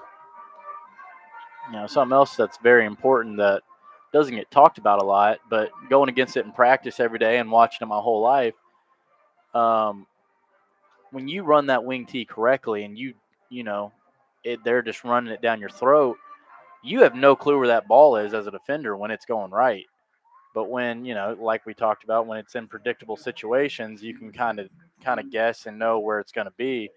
But when it's, 3rd and 3 and they pull it out of the belly of the fullback and give it on a sweep and that middle linebacker's chasing a fullback on the other side of the field, that's when we're at our best. But right now that's not happening. So if I was Scott County, I'd just come out, run our normal offense, get Bryan Station guessing, get their eyes in a different position, go down, score right here, make it 20-7, and then obviously best case scenario, defense comes out and gets a 3 and out. Now it's a lot harder to accomplish here, but that's the game plan you got to go in with, and you got to convince your guys in the locker room that's what we're going to do when we get out here. Couple of scores of note from around the state. Christian Academy of Louisville 21, Lexington Christian Academy 14, late second quarter. This one surprised me. Henderson County 7, Bull County nothing, end of the first quarter. Really? I'm not sure what I expected out of Henderson County, but it probably wasn't to be up on Bull County early in the game. We don't hear much of them being all the way down there in Western Kentucky. Highlands 10, Raceland 7. Not seeing a lot of scores from this area. Well, Frederick Douglass is up 41-7 on whoever they're playing. Probably not much. It's whoever it is overmatched, and that's become the theme.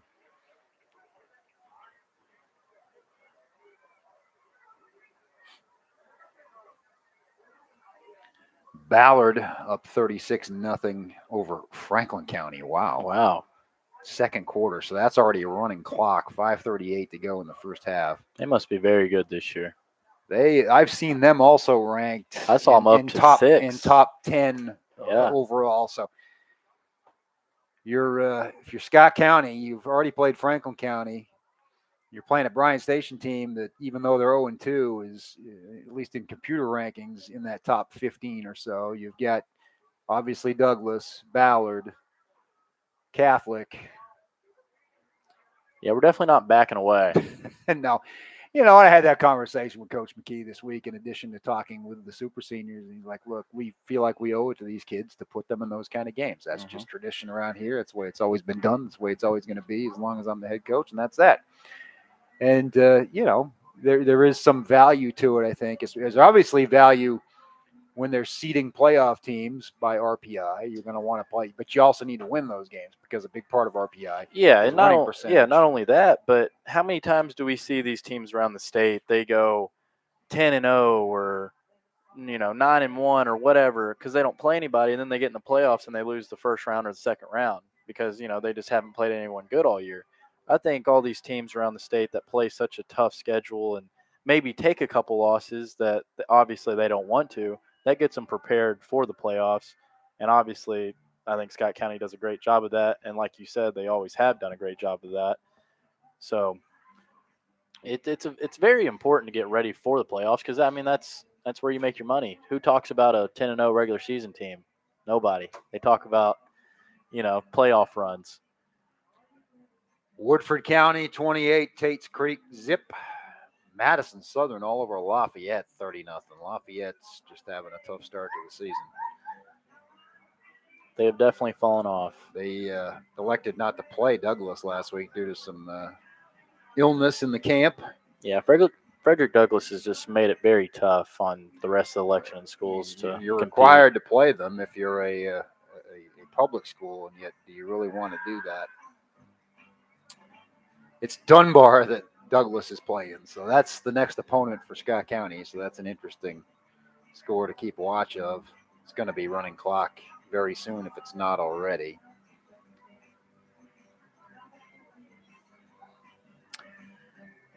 Well, looks like Coach Key's really getting the message across in the locker room because they're still not They out. are not out. Yeah, There's 2 minutes till kickoff. This is going to be one of those kickoffs where they'll probably put 3 minutes back on the board.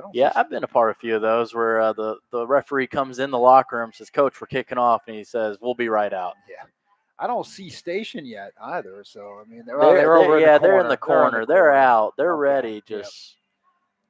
You got to figure if you're Coach Philip Hawkins too, you got to remind your kids, look, this is Scott County. Yep. They're a proud bunch. They do what they do. They're gonna, come down here in the third quarter and try to run it down our throat and get back in this thing. And you've got to be wary. Stop them from doing that. At the same time, these Bryan Station kids, they're not accustomed to getting blown out by Scott County. They've had success while they're in high school, so right. They're not worried about it. They're not feeling, Scott County still. They have full confidence that they're the better team, and right now they are the better team. So this is up to Scott County to come out and show that they're, the traditional powerhouse. Fans, adults, we all like to look at those past scores and relive past glories and talk about all those times, but for these Bryan Station kids, they have no memory of it. Nope. And it's a new regime. It's a new head coach. It's a new era. Exactly. They've had more success in these past 2 years than they had in quite some time. And I love Scott County more than anybody in the world, but you can't live in the past. You got to live in the present. No, and this has been a humbling week for the Cardinals program. They've lost at all levels, JV and freshman, and this is potentially a varsity loss to cap it off. And you got to find a way to.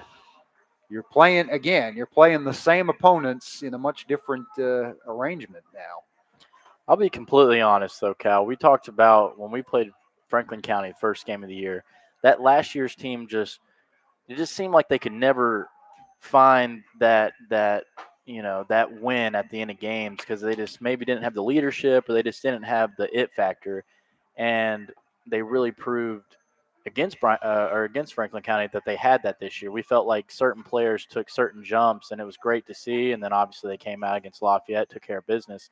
I'll be very shocked if this team doesn't show some fight in the second half and at least make it very interesting at the least. We definitely had a lot to be excited about as Scott County followers after that opening night win over Franklin County. But then you look over the past couple of weeks, and was maybe Franklin County as good as we thought they were? Certainly they have 2 or 3 studs, but maybe they are not at the same level where they had been the past couple of years. So it's just like last year, you couldn't get too bent out of shape about that opening night score. You just had to focus on what was ahead, and it's kind of the opposite this year. You can't read too much into it and feel too good about yourself. You've got a long way to go against a lot of opponents that are as good, if not better, than the Flyers. This is really big on Andrew Hickey too. I think this is obviously still super young in his career, but this is a moment in his career where you can point to and say, all right, he came out in this second half and he led 4 great drives for touchdowns, and Scott County came back and beat Bryan Station, or he can duck his head and we get ran out of the building right here. This is some adversity that he has not seen in a while. Exactly. So I think this is a huge moment for him, and I believe he has it in him. So I think it's a huge moment for him to, take the reins right here and show some player-led accountability right here. And that's, been one hallmark of this team. Defensively, they're quite experienced. Up front on the offensive line, they're quite experienced. But at the skill positions, they're all underclassmen. And sometimes you see that with some of the penalties, and you see that when you get behind, and you can read body language, and hopefully the body language is good coming out of the half. It seems good coming out of the half. Yeah, so, sometimes that can be great, and sometimes it can be terrible. Sometimes it's, I'm young, I'm terrified, we're down, and then sometimes it's kind of like they're so young that it's like, who cares about this moment? Short-term Yeah, memory it's loss. like, this moment's not that big, and they go out and perform. But I think these guys understand the moment, but they're not scared of the moment, and we're about to find out if I'm right or wrong. They are facing a big deficit against a very good football team here tonight. You look at the record and you look at the scores, and coaches know how good the Bryan Station team's going to be, but sometimes as young kids, you may think, they're 0-2. We'll see. They certainly have shown they have the athletes to run good teams ragged, and they've done so far tonight. Looks like Coach Monty I don't know if I've ever really seen that. He just got the whole team together, gave a big speech right about on the 10-yard line. I love to see that. Coach Monty's, anybody that knows him, he's as fiery as it gets, and he'll let you know when you need it, and he just gave it to him. He is a man who bleeds Scott County red, and very passionate fan of the kids, but he knows when they need a fire lit, and he will do it. Not afraid to. Whether it's football, whether it's track. At this point, it just comes down to the kids, Cal. I mean, I've been a part of this program. I grew up watching the program. I know this coaching staff is going to have them where they need to be. They're great, player-led. They're going to put them in the right positions, give them all the speeches they can give them, but all it comes down to the guys that are out on the field. And like you just mentioned about having a young skill set, but you have a very experienced offensive line. If I'm Andrew Hickey, I'm getting up in one of those seniors' faces and saying, "Hey, lead us. Yeah. Make some room, get them out there. Bulldoze me some spots. Let us get some running right here. Don't false start. Challenge those guys. They're old enough." And I think it starts with them up front. We'll see if Logan Jones or Buddy Collins can light a fire, as you mentioned earlier. It would that would be a great start if they could get a short field here at the very least for the Cardinals. And it's high school football. Watch out for an onside here. Yeah, well, that's just it. You know, if you're Bryan Station, you've got Scott County kind of reeling. You're playing with house money at this point. And you felt good about your defense, so that kind of pooched it. Float it semi-deep to the 15 to Jones. There it is. Got some room at the 35, the 40 up. Hold on to it. Midfield, across midfield to the 46. That's a good start. That's exactly what we need right here. You got the sideline fired up. The crowd's into it, which they haven't been able to be all game. Now you got to drive it right here for a touchdown. Not a couple first downs, not a field goal. We got to drive for a touchdown right here.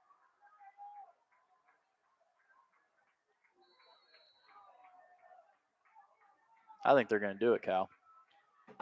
They need to if we're going to have ourselves a ball game, I think. They need to do it in fairly short order. 20-0 is your score if you're just joining us. Station on top. Second man through. Was it Fikert? Yeah, it was a good across move the 45. Thomas. We've got a Bryan long Station, whistle for a Station injury.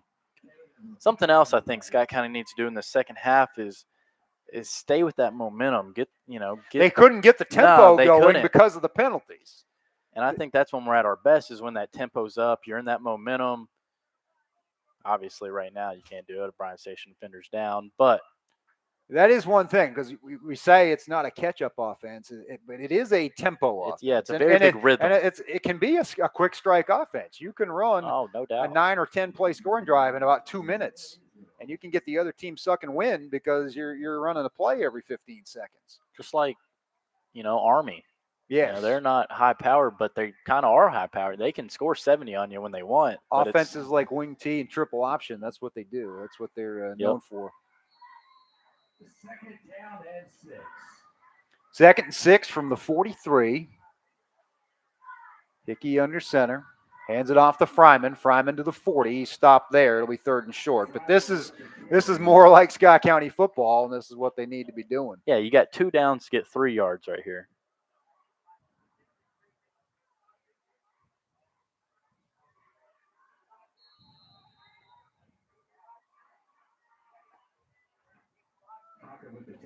Hickey brings in the play. I'd be honest with you, I'd go right back to that play. Willie split out to the left. Bryan hasn't been hitting the backfield all game. You got to have 3 yards right here. You got 2 chances, like you said. Exactly. Well, he went to Fikert. They'll go to Fikert, right tackle, 1st down at the 36. There's a flag. And a flag coming in. And I'm afraid it's going to be a hold. Yeah, I didn't see anything on the defense. Nope. Yeah, no, it's on chop. Chop block on us. That's a biggie. And it wipes out the 1st down. Unbelievable.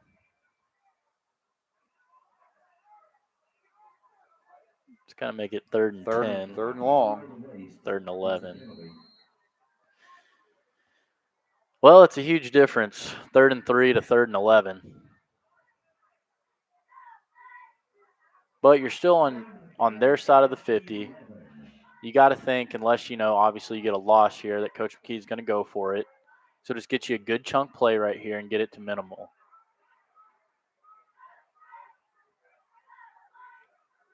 They will throw. Hickey finds his man in the right flat, but it will be shy of the 1st down at the 40. So 4th and 3. So they did what they needed to do. Yeah. If that ball wasn't, Hughley was wide open. He just threw it a little low to him right there where Hughley had to go straight down to the ground. If he hits him in the chest, that's an easy 1st down. But nonetheless, you got it to 4th and manageable. Obviously, you're going for it. But I don't know about you. I just wouldn't overthink this.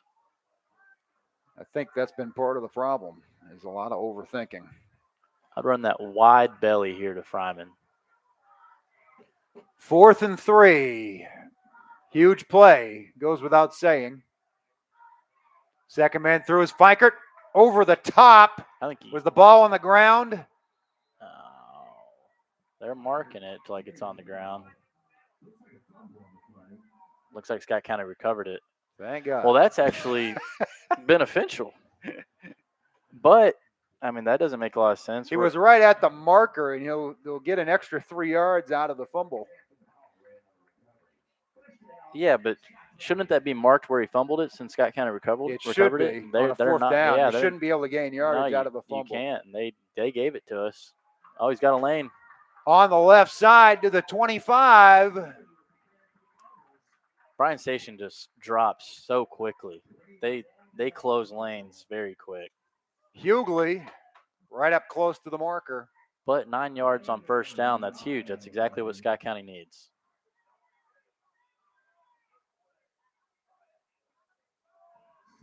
This is the rhythm that we're talking about.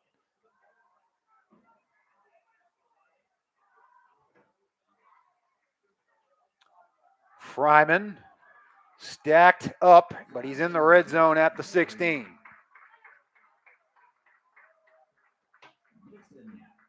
Yes, exactly. You're making the hand signals that I'm thinking in my mind. Let's go, let's go, let's go. Get up on the ball. Get the Bryan Station defense gasping for air a little bit. 8:37 to play, 3rd quarter, 20-0. Look, you got to snap this ball. They don't even know what they're. Fryman, 15, the 10, inside the 10 to the 8. Another good gain. Keep going. Give him 9 yards, 2nd and 1. On that previous play, Bryan Station was trying to substitute, and they didn't know what they were doing, and a guy was running off, running on, and right here, you just got to snap it.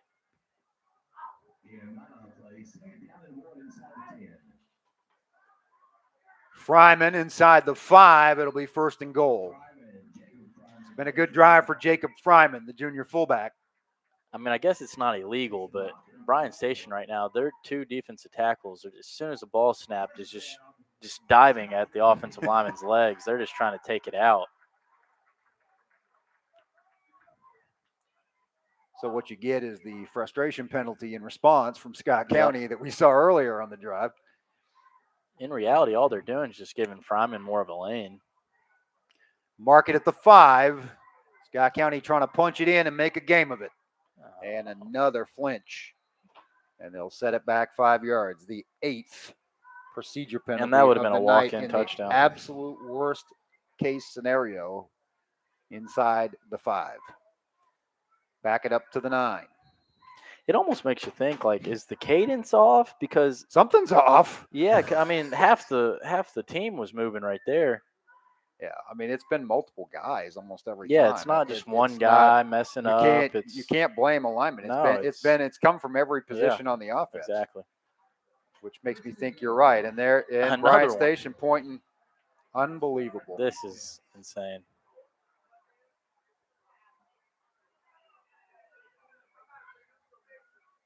This is just on every level uncharacteristic.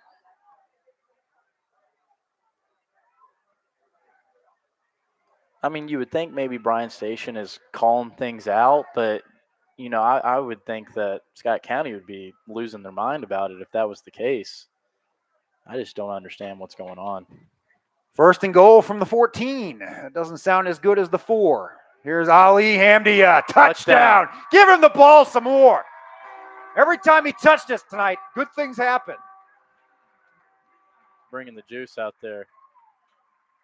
And it's getting this crowd into it, and it's getting that sideline into it as well.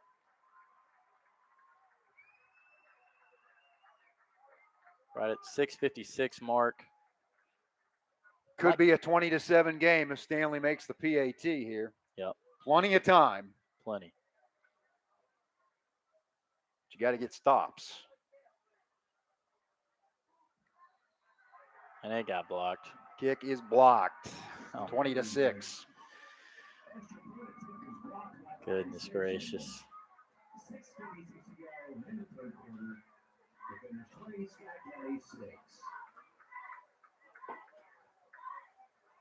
Well, if you're Scott County's defense, you got to come out right here and bare minimum 1 first down. You know, obviously you want a 3 and out, but you cannot let them drive right here. No. You've got to take advantage because Bryan Station has hurt themselves with penalties too. Exactly. It's been Cutwright getting them out of trouble. You've got to keep them pinned. Yeah, you got to keep them on their side of the field. Contain Cutwright, keep him inside the box, and I think you'll be fine. Basically, their whole offense is just when Cutwright gets outside the box and just scrambles.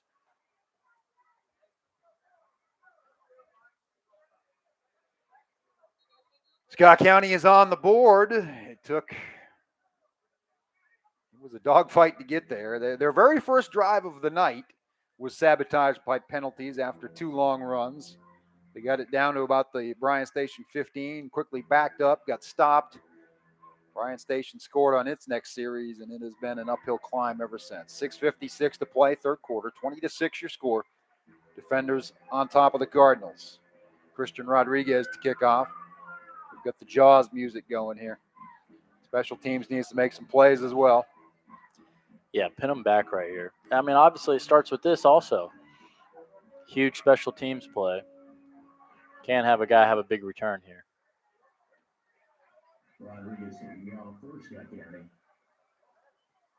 He'll squib it on the ground. Good bounces all the way back to the 15 station. Still struggling to pick it up. And they pin the defenders at the 11-yard line. Great play, great kickoff, great coverage. Looks like they're going to mark it right at the 10. That's exactly what you need right there from Scott County.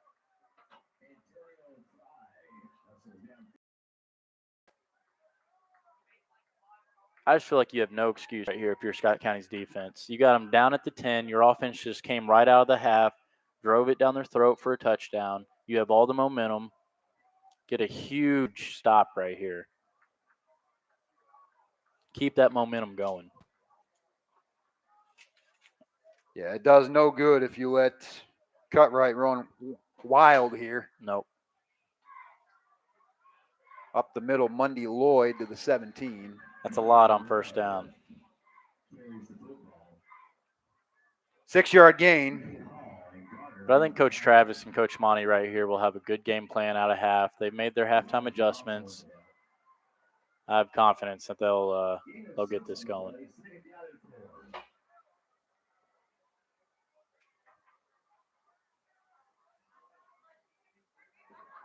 Handed off again, shy of the 20, so it'll be 3rd and short. Good play by the Cardinal defense there. It's going to be about 3rd and 1.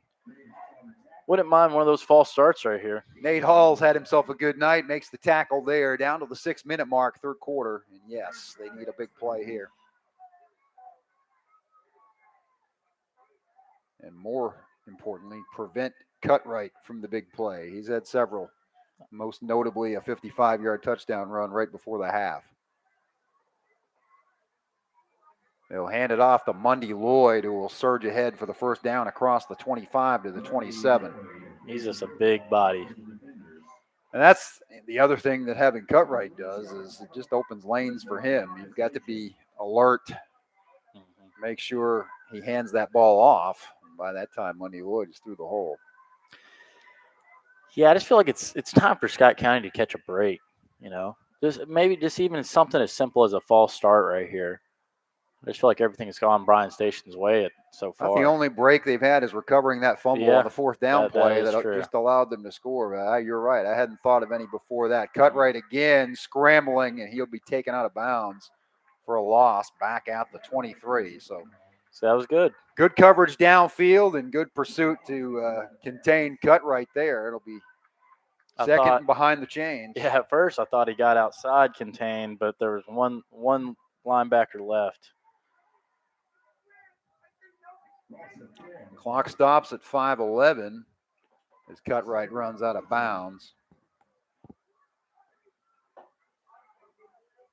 Looks like he's changing the play at the line here. Handoff, Mundy Lloyd, left tackle, over the 25. Nice. Not a lot there, and it'll be 3rd and long. You know, Cal, I mean, I don't see the difference right there in what Scott County's doing and what they did. I mean, I thought 3 people were in motion right there at the snap for Bryan Station, and they didn't call anything.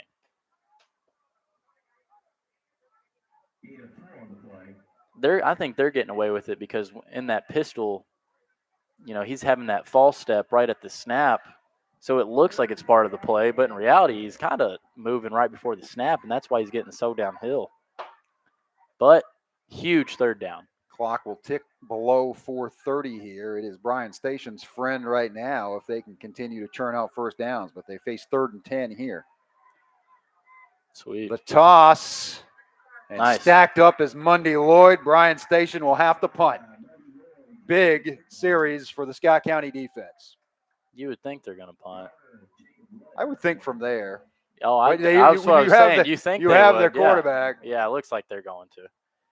I just said that because most of the time you see it, you know, they'll be the guy on the sideline saying, you know, punt, be ready. And Bryan Station was just kind of standing over there. No one was coming in at first. But it looks like they're going to punt. But last time Cutwright, yeah, he ran with it. So, you know, you want to be safe, but, you know, at the same time, Scott County's done such a great job for the last 20-something years blocking punts. You don't want to get away from what you do best. He will kick it away. Okay. Oh, you got to be careful. Did that hit him? I hope not. No one's really reacting like it hit him. No. He kind of just ducked his head. And it'll be whistled dead at the Scott County 39. You just want to yell Peter or poison or whatever. Yeah, that's a lot of Peters being yelled. And we just talked about a break. That's one right there. They might have gotten one. I don't know how that didn't hit him. 3:24 to go, 3rd quarter. Scott County down 2 scores with the ball. They were down 3 scores to start this half. So they've got things trending in the right direction. Another drive would make it real interesting. Yes, it would. Fryman across the 40, spins to the 44. Another good gain of 5 on first down. See, even like right there, Hickey had such a great fake that 2 of those defenders were with Hickey. And Hickey hasn't kept it, maybe once all year? Yeah, no. But when you have yours with great fakes and you run it at such a good tempo, that gets all those eyes going different places, especially late in the game.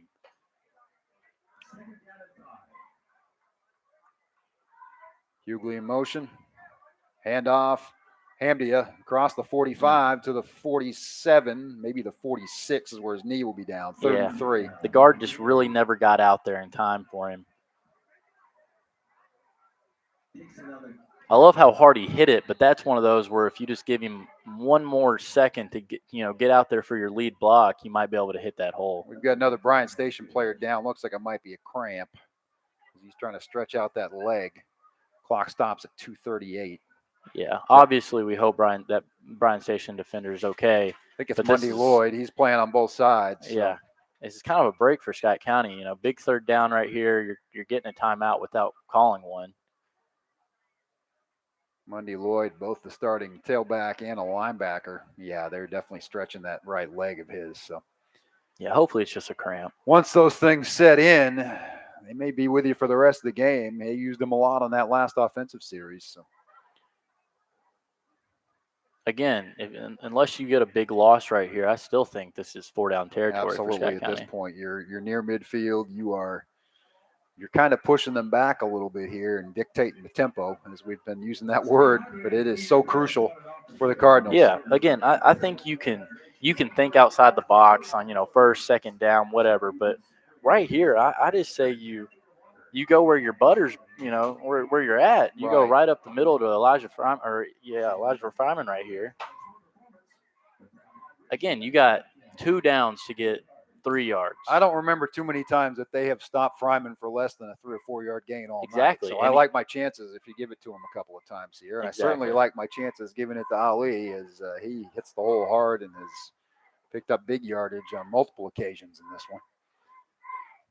Now, obviously, we don't have to go saying it, but we cannot have a false start here or a hold or a chop block or 9 false starts tonight if you were just joining us.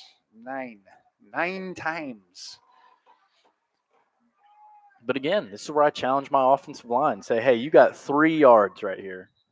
Move that guy in front of you for 3 yards. Yep. Challenge your mostly senior offensive line. 4 seniors and Christian Rodriguez, the sophomore. And he's got a big dog in him. Yes, he does.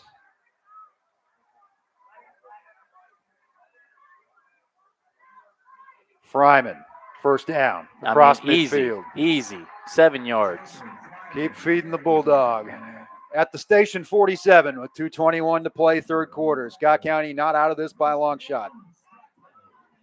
I like the tempo here. It's what they call the sugar huddle, where it's just about a yard away from the ball. You get the play in, but you're in quick. I like the tempo. They will run it wide. The handoff botched a little bit, but getting yardage on this side and pushed out of bounds. The 35. Bryan Station's just falling down now. They've got cramps setting in big time.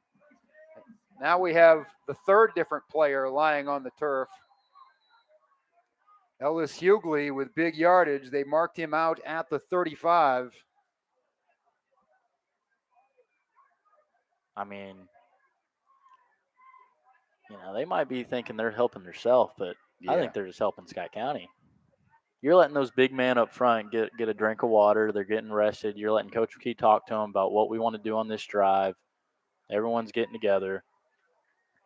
And on the other side, it's probably just a bunch of yelling, saying, why aren't we stopping this? What are we doing here? What are we doing there? Cards trail 20-6 with 1:59 to go in the 3rd quarter, but everything going their way right now. Obviously, you don't have to, but I think it would be huge to score before this 4th quarter. It would not hurt. Yeah. You got 2 minutes to do it. And the way you're going right now, I think it's very capable. And here's another thing, Cal, we talked about at halftime. You just keep running it. And then about right here is where you get a play action Isaac York, and no one's within 20 yards of him.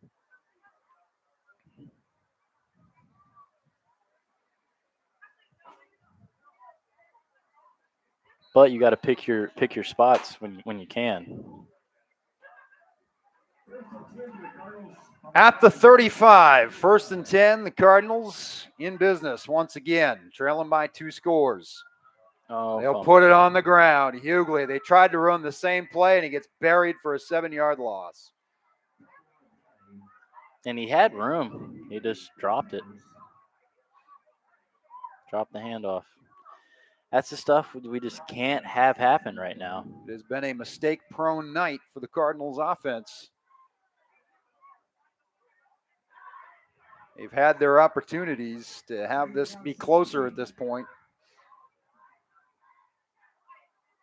2nd and 16. Give it to Fryman, and that's probably what they should have done on first down. He only gets to the 40. It'll be 3rd and long. Mark it at the 39. 3rd and 13. Minute to play, 3rd quarter. I'd like to get Isaac York involved right here. Definitely 4-down territory, and one of those downs has got to be a pass, I would think. You're not going to have a lot of time to throw it because the play action is not going to fool them.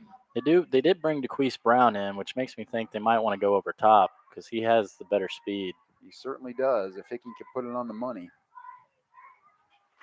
Here he goes. He'll throw it over the middle, find his man at the 31, so they'll get a chunk. It'll be 4th and 5.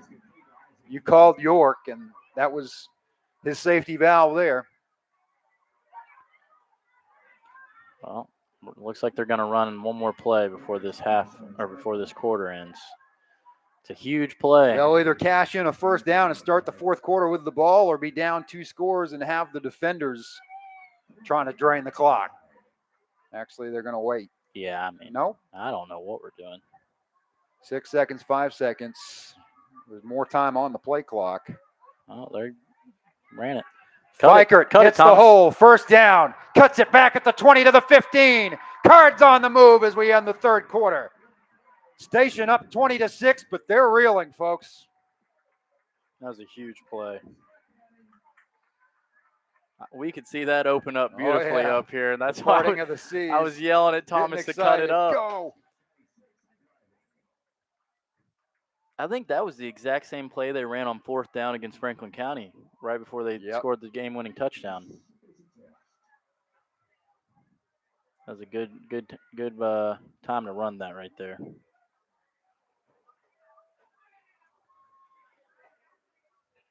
Where we got the ball at here? I think they mark it at the 15. I'm going to see where they put the chain down. Yeah, the scoreboard still has it on the 31, but I don't that was the line of scrimmage after the York catch. Yeah. And he got a pretty decent chunk there.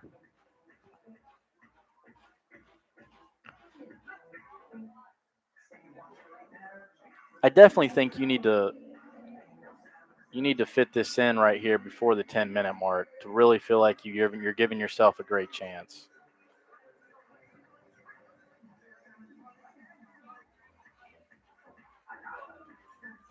They will mark it at the 15.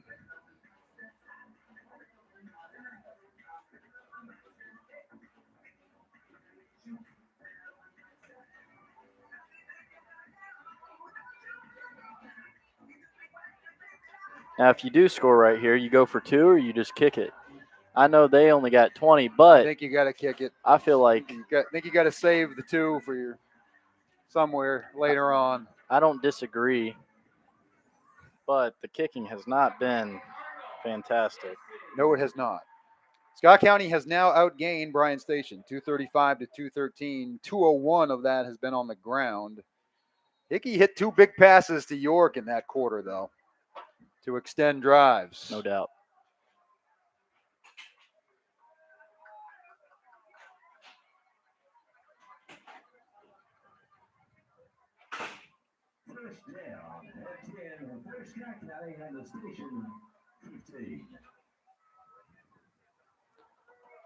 Fryman hit, stays on his feet inside the 10. About down to the 9. Again, let's go tempo. Get it in. Big spot here. 11:44 to play in regulation. Not going tempo.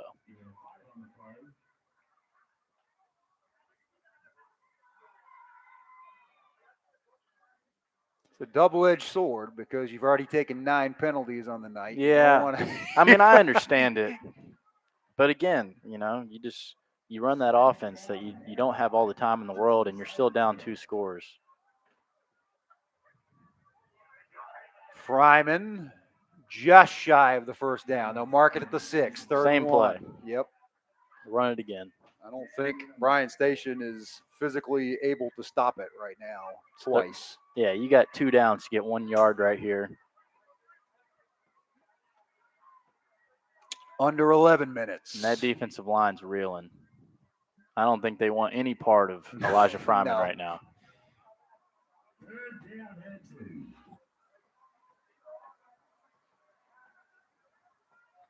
Oh, quarterback Hickey, sneak. First down, I think, based on where they're marking it. Yeah, I mean. I think the marker is actually about a skosh shy of the 5, and they're standing right on the 5. Well, this clock needs to be stopped. Yeah, time's a wasting here. We didn't get it? First and goal. So why did this clock never stop? Okay. Well, now they'll stop it to move the chains. Well, they just wasted 15 seconds. You got to blow that dead. That's a debacle there.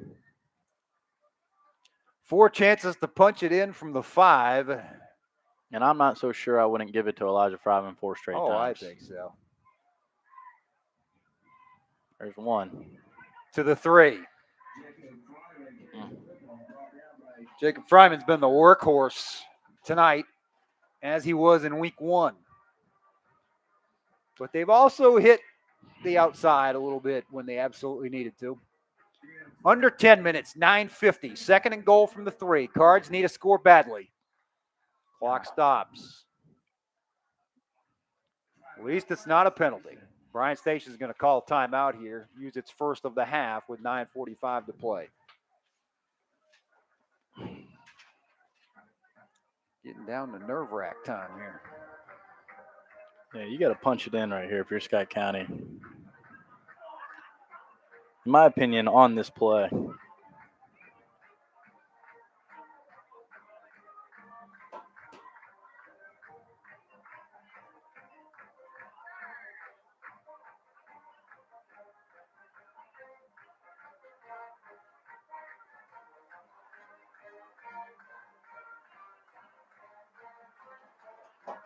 The band trying to get everybody fired up.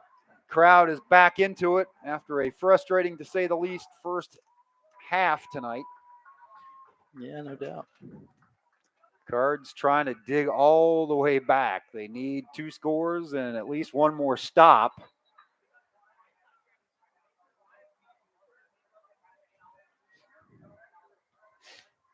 They are 3 yards away from the first of those scores. Yeah, I don't think Jacob Fryman's going to have any problem getting these 3 yards. Where was he at the end of 3 quarters? Did they bring in the stats? The new ones? 13 for 91, and he has just rammed off a couple more. So he's got to be around the century mark. Hughley in motion. Fryman gets the give. Touchdown. Is he in? Where do they mark it? This official's coming in from the Bryan Station sideline saying short. Wow. 3rd and a half yard. I mean, it's got to be inches. Yeah. Not even a half yard. Yeah, that ball's on the inch inches. line. It is the nose of the football is as close as it can be. I think either Jacob Fryman's going to get this or a quarterback sneak. We've seen some issues with the quarterback sneak down on the goal line. Yeah. Whatever you do, don't flinch.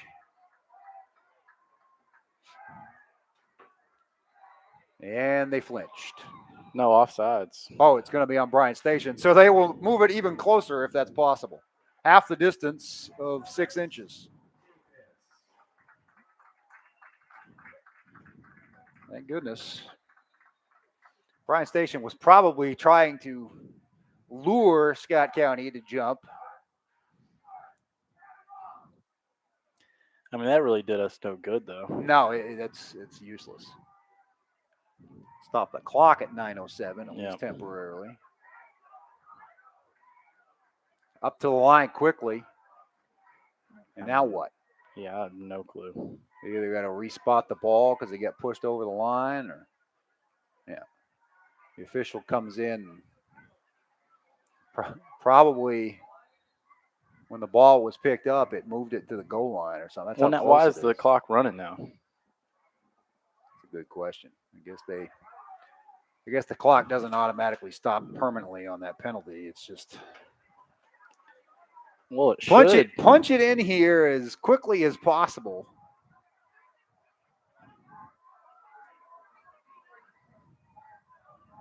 Jacob Fryman thrown for a loss, and it will be 4th and 3. It is Fikert, not Fryman, excuse me. There was a flag down. Wait a minute. Unsportsmanlike on Bryan Station. Well, there you go. I think that should be an automatic first down, right? Yeah, it should be. Phew, lots going on here. Number 23 is Nicholas Dixon. Made a nice tackle. It should be half the distance and an automatic first down. If it's not an automatic first down, it should at least be 3rd down. The marker says 4th right now. Yeah, I think they called it after the play. Okay, well. But it still should be a first down. Marker says 4th down. 4th and 1.5 yards is what it will be. A lot of things in this past minute or so have been mystifying. Scott County can render that all moot if they can punch it in. Toss, gets the corner, touchdown, Ellis Hughley. Cards are back in it. 2-yard run with exactly 8 minutes on the clock. Looked like the right side of Bryan Station's line was hoping for a false start, and they were trying to point it out. I think they spent that whole last part of that drive just trying to goad Scott County into it, is what they were doing. I agree. And why not? It's been called 9 times tonight. Well, it looks like they are going to go for 2 here. Well, if you don't get 2, you'll have to go for it next time. If you do get it, you give yourself some flexibility. Yep. You're going with the momentum right now if you're Jim McKee.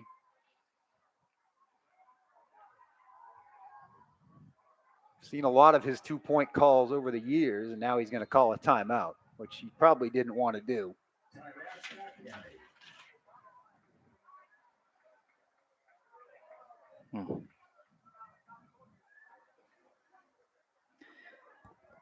Yeah, he definitely didn't like something with the alignment there.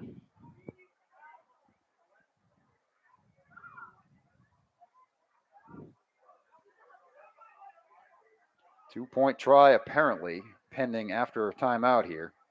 They could elect to kick it after all this, but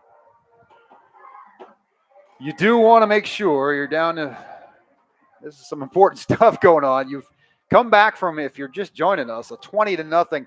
Everything that could go wrong did go wrong in the first half for the Cards. Somehow they have still managed to hang in and hang on by their fingernails and have a shot in this one. This series has been great the past 3 years. Tonight turning into no exception, although didn't look that way for a long time. Very crucial score on the opening series of the second half. And now another one here. Both typical Scott County drives. And they weren't clean and green by any stretch, but they found a way. Exactly. And this is a huge 2-point conversion here. Hickey under center. Fryman in the backfield. Hughley, Fikert the wings.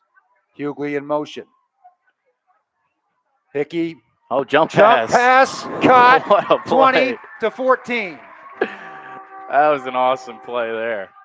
Was it Hughley that went around and caught it? Yeah. We got Tim Tebow out there. Beautiful. Well, like you said, that gives you some breathing room.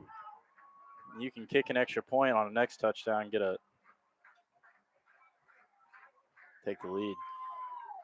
But like we've talked about this whole second half, you got all this momentum, but if Bryan Station comes down and scores right here, it's for nothing. Exactly. So this defense has to get a stop here. They got to bold their neck and get this stop right here.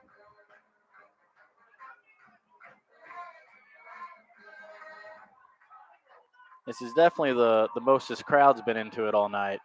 It has not been loud until the past few minutes, and, understandably so. Yep.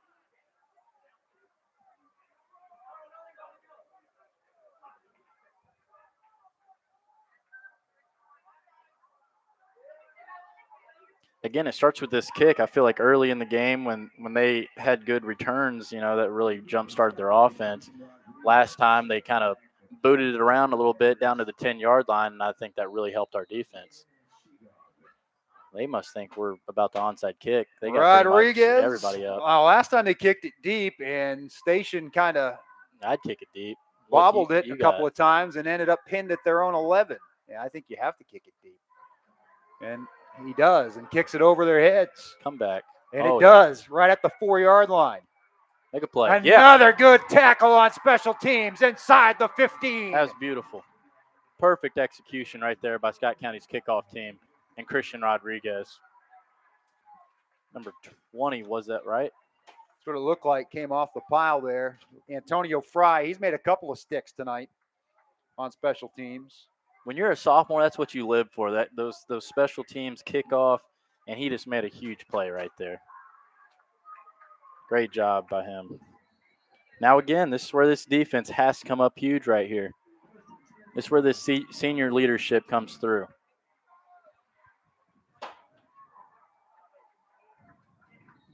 Defense, they're trying to call a timeout. Scott County is, and that'll be their second. They've burned 2 of their 3 in short order here. I guess you'd rather call that there, though, than let a guy just run free for a touchdown. Something was seen that was not liked. Yep.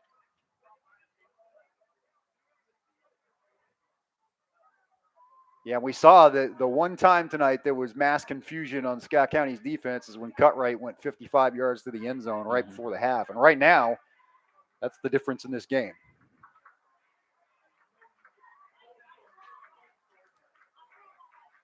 $7:53 to play in regulation. Bryan Station 20, Scott County 14. It was 20-0 at the half. Cards have scored twice on long drives recently.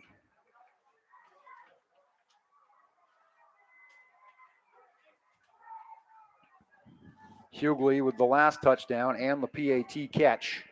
If you're Bryan Station, do you do what you do best and just run your offense, or do you try to just run this ball and run some clock out? Right now, it's an empty backfield, and I think Mundy Lloyd that's a false start. There at 4. Yeah, that's a false They've start. Got quad right, and one of them jumped, and they'll back it up 5 more. That right tackle felt Harmon coming at him. He jumped a little early there. Yeah, a couple of guys jumped. 1st and 15 from its own 9, and Bryan Station feeling the collar's getting a little tight here. If I had Desanti Harmon across from me, I'd be jumping too. I'd be running the other way. Still an empty backfield. Cutwright in under duress. He steps up and throws it. Picked off at the 30, the 25, Paul Gardner. the 20. Paul Gardner to the 15. Scott County's in business with 7:40 to play. What a play on the ball by Paul Gardner. The junior, 4th-year junior, steps up big.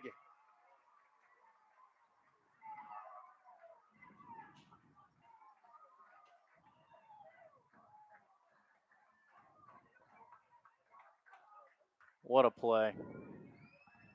7:40 to go. Scott County with a chance to tie it or take the lead. Who'd have thunk it? Again, now you got plenty of time. You can run your offense. You don't have to hustle. Run what you do best right here and run it down their throat if you're Scott County. Fryman, late handoff Just to run the it through 11. arm tackles. Was it Fikert? I thought it was. Yeah, it is Fikert. 13 handing the ball back. It looked like a big body there. Yeah, it did. Just looked like a straight ahead handoff. Do they have Thomas at fullback right now? That's what I'm thinking. I think they do. I'm looking down on the side. Because he did give it to the fullback. You can't see any numbers even on the sideline. It looks like they got Thomas at fullback. Yeah, that is Fikert at fullback right now. And Fryman split to the left as well. He's blocking for Fikert. Fikert gets to the 10. It's 3rd and 3. Yeah, on that play, they had Ollie, Ellis, and Thomas in the backfield. Okay. So I don't know if Fryman's banged up or I see him on the sideline. He's just standing there. He may be cramping up too. Yeah. All right. I'm not sure what's wrong with him, but I see him now. He looks like he's headed over. Might have been an equipment issue. Yeah. He's walking over. He's walking towards the Coach sideline. Davis and Coach McKee. Not a good time to be out of commission. No, Third it's and not. 3, 6:24 to go. They've stemmed the tide without him here. They're at the 10. They've got to score, and they need 6. Hickey to throw. Got to get rid of it. Finds his man at the 5. First and goal. Great play by Andrew Hickey right there. Under duress, got rid of it right before he got tackled. Scott County's receiver is down and out right now. That's not good. He took a shot, and I say out, he is out. And I didn't see, was it Hughley? I believe it was. Yeah, it's Ellis.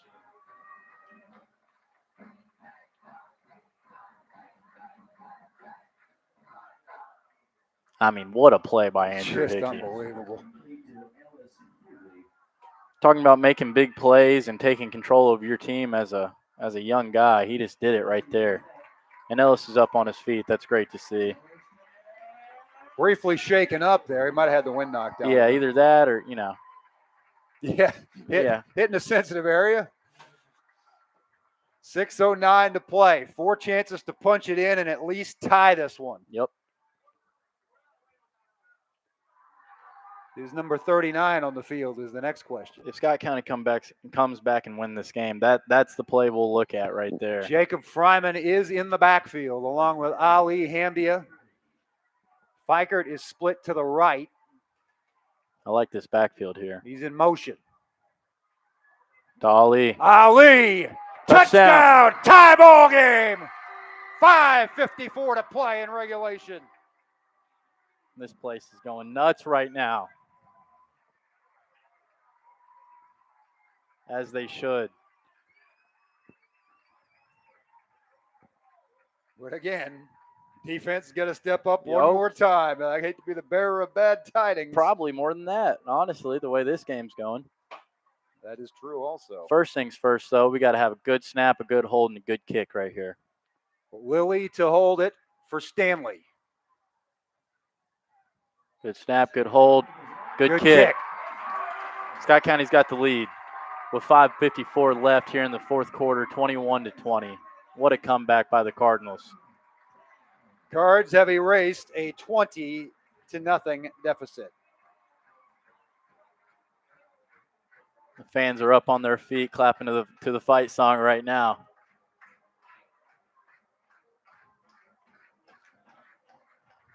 Now, Scott County has all the mo right here, but as we've seen throughout this game, it can change very quickly. So you got to stay within yourself if you're on this defensive side here. You would think maybe Bryan Station's figured out that they got to get a couple of guys back to return the kick. But I don't want to be the one to tell them that. Because if they want to continue doing what they've done and let Rodriguez kick over their head, more power to them. Yeah, that was very smart on that last kickoff. They saw that, they brought their hands team in, thought we were just going to onside kick, and saw it at the last second. I don't know why they would have thought that with 8 minutes to go and 2 timeouts. It made no sense whatsoever. And if you are going to have your hands team, you at least got to have a couple guys deep. They only had one guy, and he was really only about on the 20. Rodriguez just kicked it right over their head. This is reminiscent a little. The only game in my memory, and the deficit wasn't 20 points, but Scott County had a comeback against Ballard in 2019 that was similar in nature to this, where Ballard just ran over, around, and through them for 2.5 quarters, and then everything changed. That one went overtime. This one could, but a lot would have to happen. Rodriguez kicks it deep again to the 5. That time they were back. But again, the return only out to the 21. So tough field position for the defenders with 5:49 left. I hope he's all right. He just kind of got sniped. No one really tackled him there. He kind of went down. Yeah, he's up on his feet. Really maybe just lost his footing. I really think the cramps have set in early and often for the defenders here tonight.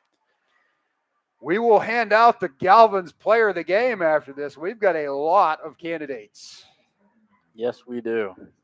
That Paul Garner interception might have been the play of the game, though. I agree. At this point. But we still got a lot of game left. So we've got a long ways to go and a short time to get there. Cards have 1 timeout, defenders with 2. 5:49 to play, 1st and 10. Station at their own 21. Mundy Lloyd stacked up immediately. This Cardinal defense is hungry. Elijah Adams right there. Shocker. the fifth-year senior. Go after this game and watch the interview. Some great comments from Elijah Adams, Ethan Miracle, and Daniel Daff on their return to the Cardinal program for one more ride. This is exactly where you need your big-time players to step up, and they've done it so far. But you got to continue this. 2nd and 10. Clock ticks down to 5:10 to play. Cutwright taking his time. He had a game-winning touchdown run late last year. They'll toss it to Mundy Lloyd. He's got a little bit of room on the corner. I think he stepped out. Where are they gonna mark him? At the 25? 25, I think. That will be about 3rd and 6. Yeah, they got to get to the 31. So they did a good job containing him to a 4-yard gain there. The clock does stop at 5:01. Both teams, depending on the down and distance and the clock situation, can use the sideline as the 12th man down the stretch here. Looks like Bryan Station is going to call Station's going to use their next to last timeout. Timeout. Each team will have one.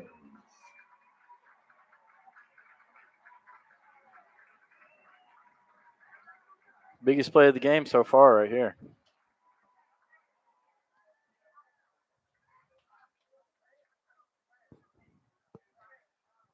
There have been too many big plays to count here, and it hasn't been easy. That's the thing. This has been an incredible comeback, but there were rocky moments during that comeback and places where Scott County could have folded. The penalties continued to plague them on that first drive, especially. What's really going to get interesting here is if Bryan Station doesn't get this first down, what they're going to do. Because it's going to be below 5 minutes, and you only have one timeout, and Scott County has all the momentum. But, I mean, do you take the chance at your own 25, or do you take the chance of getting the ball back? We're about to find out if they even have to come to that decision. You just got to keep your eyes on number 2 at all costs. Yep. Here. He's had a relatively quiet second half, but that is not something that always stays that way. He will throw it right to the marker, but short. Great tackle. He stopped a half-yard short, maybe a full yard short. This official marking it at the 30. Yep. 4:48 and running. Now I think you definitely got to go for it if you're Bryan Station. Elijah Adams was there. Was Harmon there as a secondary as well. 4th and 1, 4-down territory here for the defenders. If they don't get it, it's going to be an uphill climb for them all of a sudden. Had all the momentum going into the half, but the Cards have owned it ever since. Hand off the Lloyd. No! There. Didn't get it. Stop. Scott County holds. What a stop by the Scott County Cardinal defense right there.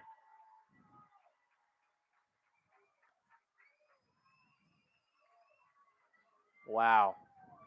We went from disbelief at halftime to disbelief in the fourth quarter, but the complete opposite. We used the word pride. When we used the word, I said, the Bryan Station coaching staff's got to be saying that is a proud team over there, and this game is not over. Yep. And that has proven true. Coach McKee is all smiles right now, but he knows they got to finish the job. And we talked about if they were going to put their head down and cower, or if they were going to come up and be the Scott County Cardinals that we all know them to be. And I think they've made their decision. Scott County is using its final timeout with 4:16 to go. We'll see if that comes back to bite them. Hopefully not.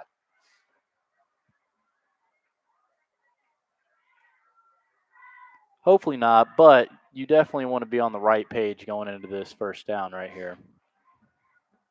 So I don't hate that timeout. No, you don't want to screw things up here unnecessarily. You don't want to give them back the momentum for no reason, especially when you got a timeout. Speaking of tough teams on the Scott County schedule, Ballard finished off a 44-8 win over Franklin County tonight. Goodness. Yeah, Ballard's coming here the next to last week of the season. That'll be entertaining. Close game last year in Louisville, but that team's got athletes and speed to burn. We shall see. Scott County just has the it factor this year. You use that term. It just feels like it. It just feels like they've learned a lot from some of those battles last year.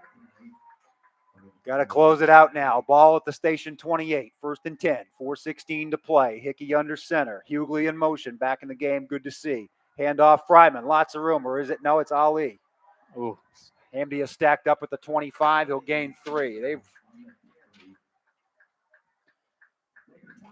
That was a hard hit. The impact on the ground as well. They'll mark it back at the 20, shy of the 25. Looks like Nate Hall's limping off.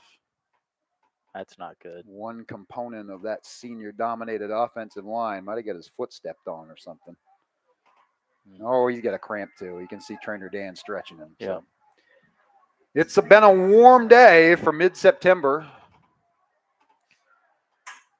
Warm night. Hughley in motion. Fikert again lined up as a fullback, and he will get to the 22. Fryman obviously hobbled a little bit right now. Yeah. 3rd and 4. Time ticking down to 3:19. Bryan Station has the only remaining timeout. Do you see Fryman down there? Because I don't know if he's hurt or if this is more of just a strategy type thing to run out this clock. Maybe just give them a different look. Yeah, give him a different look. But I don't even see Fryman down there. Unless he's in that sea of bodies up front of the line there. They'll run a reverse, but they'll run out of room. Great play there by Station to stop it at the 21, and it'll be 4th and 3. And now Hughley cramping. Hamdia on the run. And the clock will stop for the injury. Well, this is still a good position for Scott County because obviously if you get the first down, that's awesome. If you don't, you're really just giving them back the ball at the 20-yard line. So there's really no equivalent. 2:43 to play.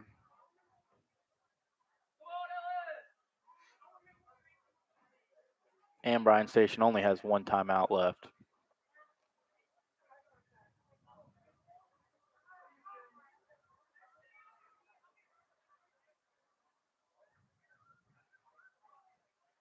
Reminiscent of last year, similar score, Scott County had a chance to put it away. And the thing that's reared its ugly head tonight reared its ugly head then. Bryan Station got the ball back and went the distance on a run by Cutwright. We hope not to see the sequel.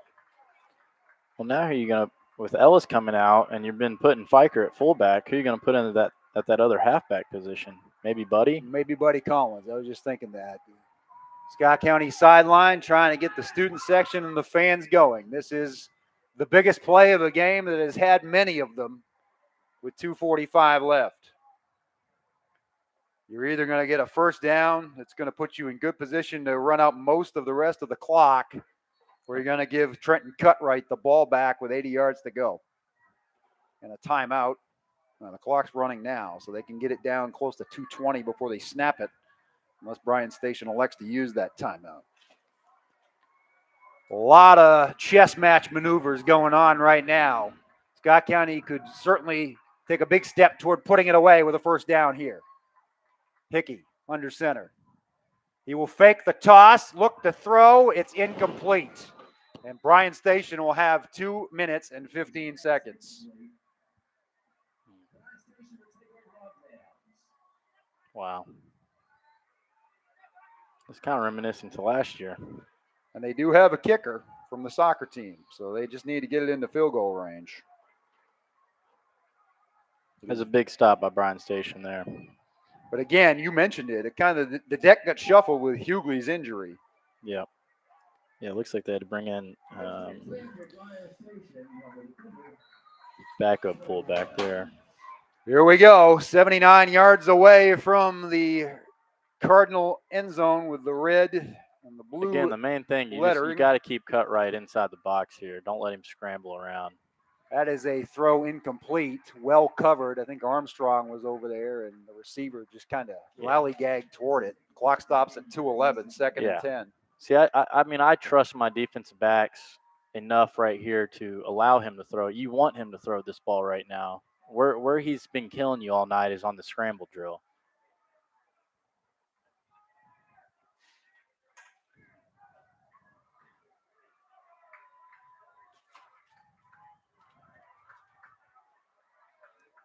Cutwright finds some room, scrambling, but it closes in on him and coming from the back at the 25 with a hard hit. Harmon. Jasante Harmon, 2 minutes to play, 3rd and 5. Still with one timeout are the defenders, but they've got to use it judiciously. Clock's under 1:50 now.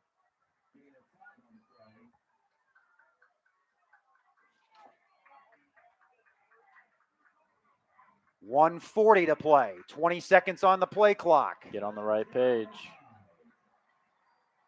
Empty backfield, quad left, one split to the right. Cutwright rolls to his left, throws it on the run, picked off. Cards are going to win it. Luke Valencia. Luke Valencia, baby. The guy who thought we might see concentrate on baseball, not come out for football. Guess what? Can't keep him off the field. He's been a playmaker since middle school. He's a playmaker now. He's going to take the Cards to 3-0. I mean, it looked like Cutwright almost just threw it right to him. Luke was dropping in coverage right there, and he was just right under that out route. It looked like Cutwright just felt the pressure coming on at him, and he just got rid of it.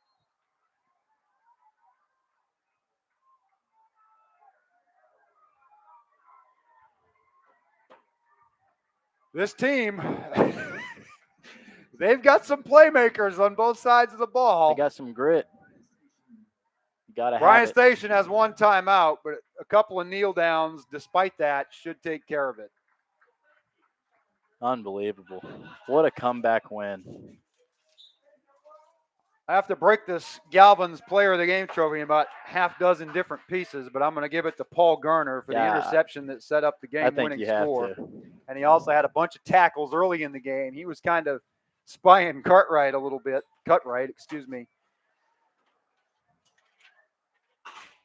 21 unanswered. That defense, he'll take it on behalf of the defense, which completely shut down Bryan Station in the second half, gave its offense a chance. One more kneel down should do it. Scott County is going to be 3-0 with a road trip to Dunbar next week. Douglas coming in 2 weeks. That will do it. An amazing comeback from 20-0 down. Scott County 21, Bryan Station 20. It's great to be a Cardinal, ain't it? It's going to be a good night to be a Cardinal. Play the fight song, baby. Hot time in the old town tonight. Man. That was a football game, ladies and Yes, it gentlemen. I was. hope you enjoyed it. I think you got the sound back on NFHS. If not, match it up with YouTube and watch it again later on tonight. I know I'm going to. Final seconds will tick away. Sam, any final thoughts before I get out on the field and talk to these guys? I mean, at halftime, everything we said that could go wrong in the first half did. And then we said that everything that we needed to happen in the second did. So, I mean, talk about a tale of two halves. But just what a comeback by Scott County and the resiliency. You couldn't ask for anything more in that second half. You find out a lot about your football team on nights like this. One more time, on behalf of Sam Sutton, Brett Smith, Mike Scoggin, DT Wells, I'm merely Cal Oaks. Your final score, Scott County 21, Bryan Station 20. We'll see Sam again in 2 weeks for the Douglas game. I'll see you all next week for Great Crossing in Bourbon County. Until then, good night. God bless. See you on the sidelines. Go Cards.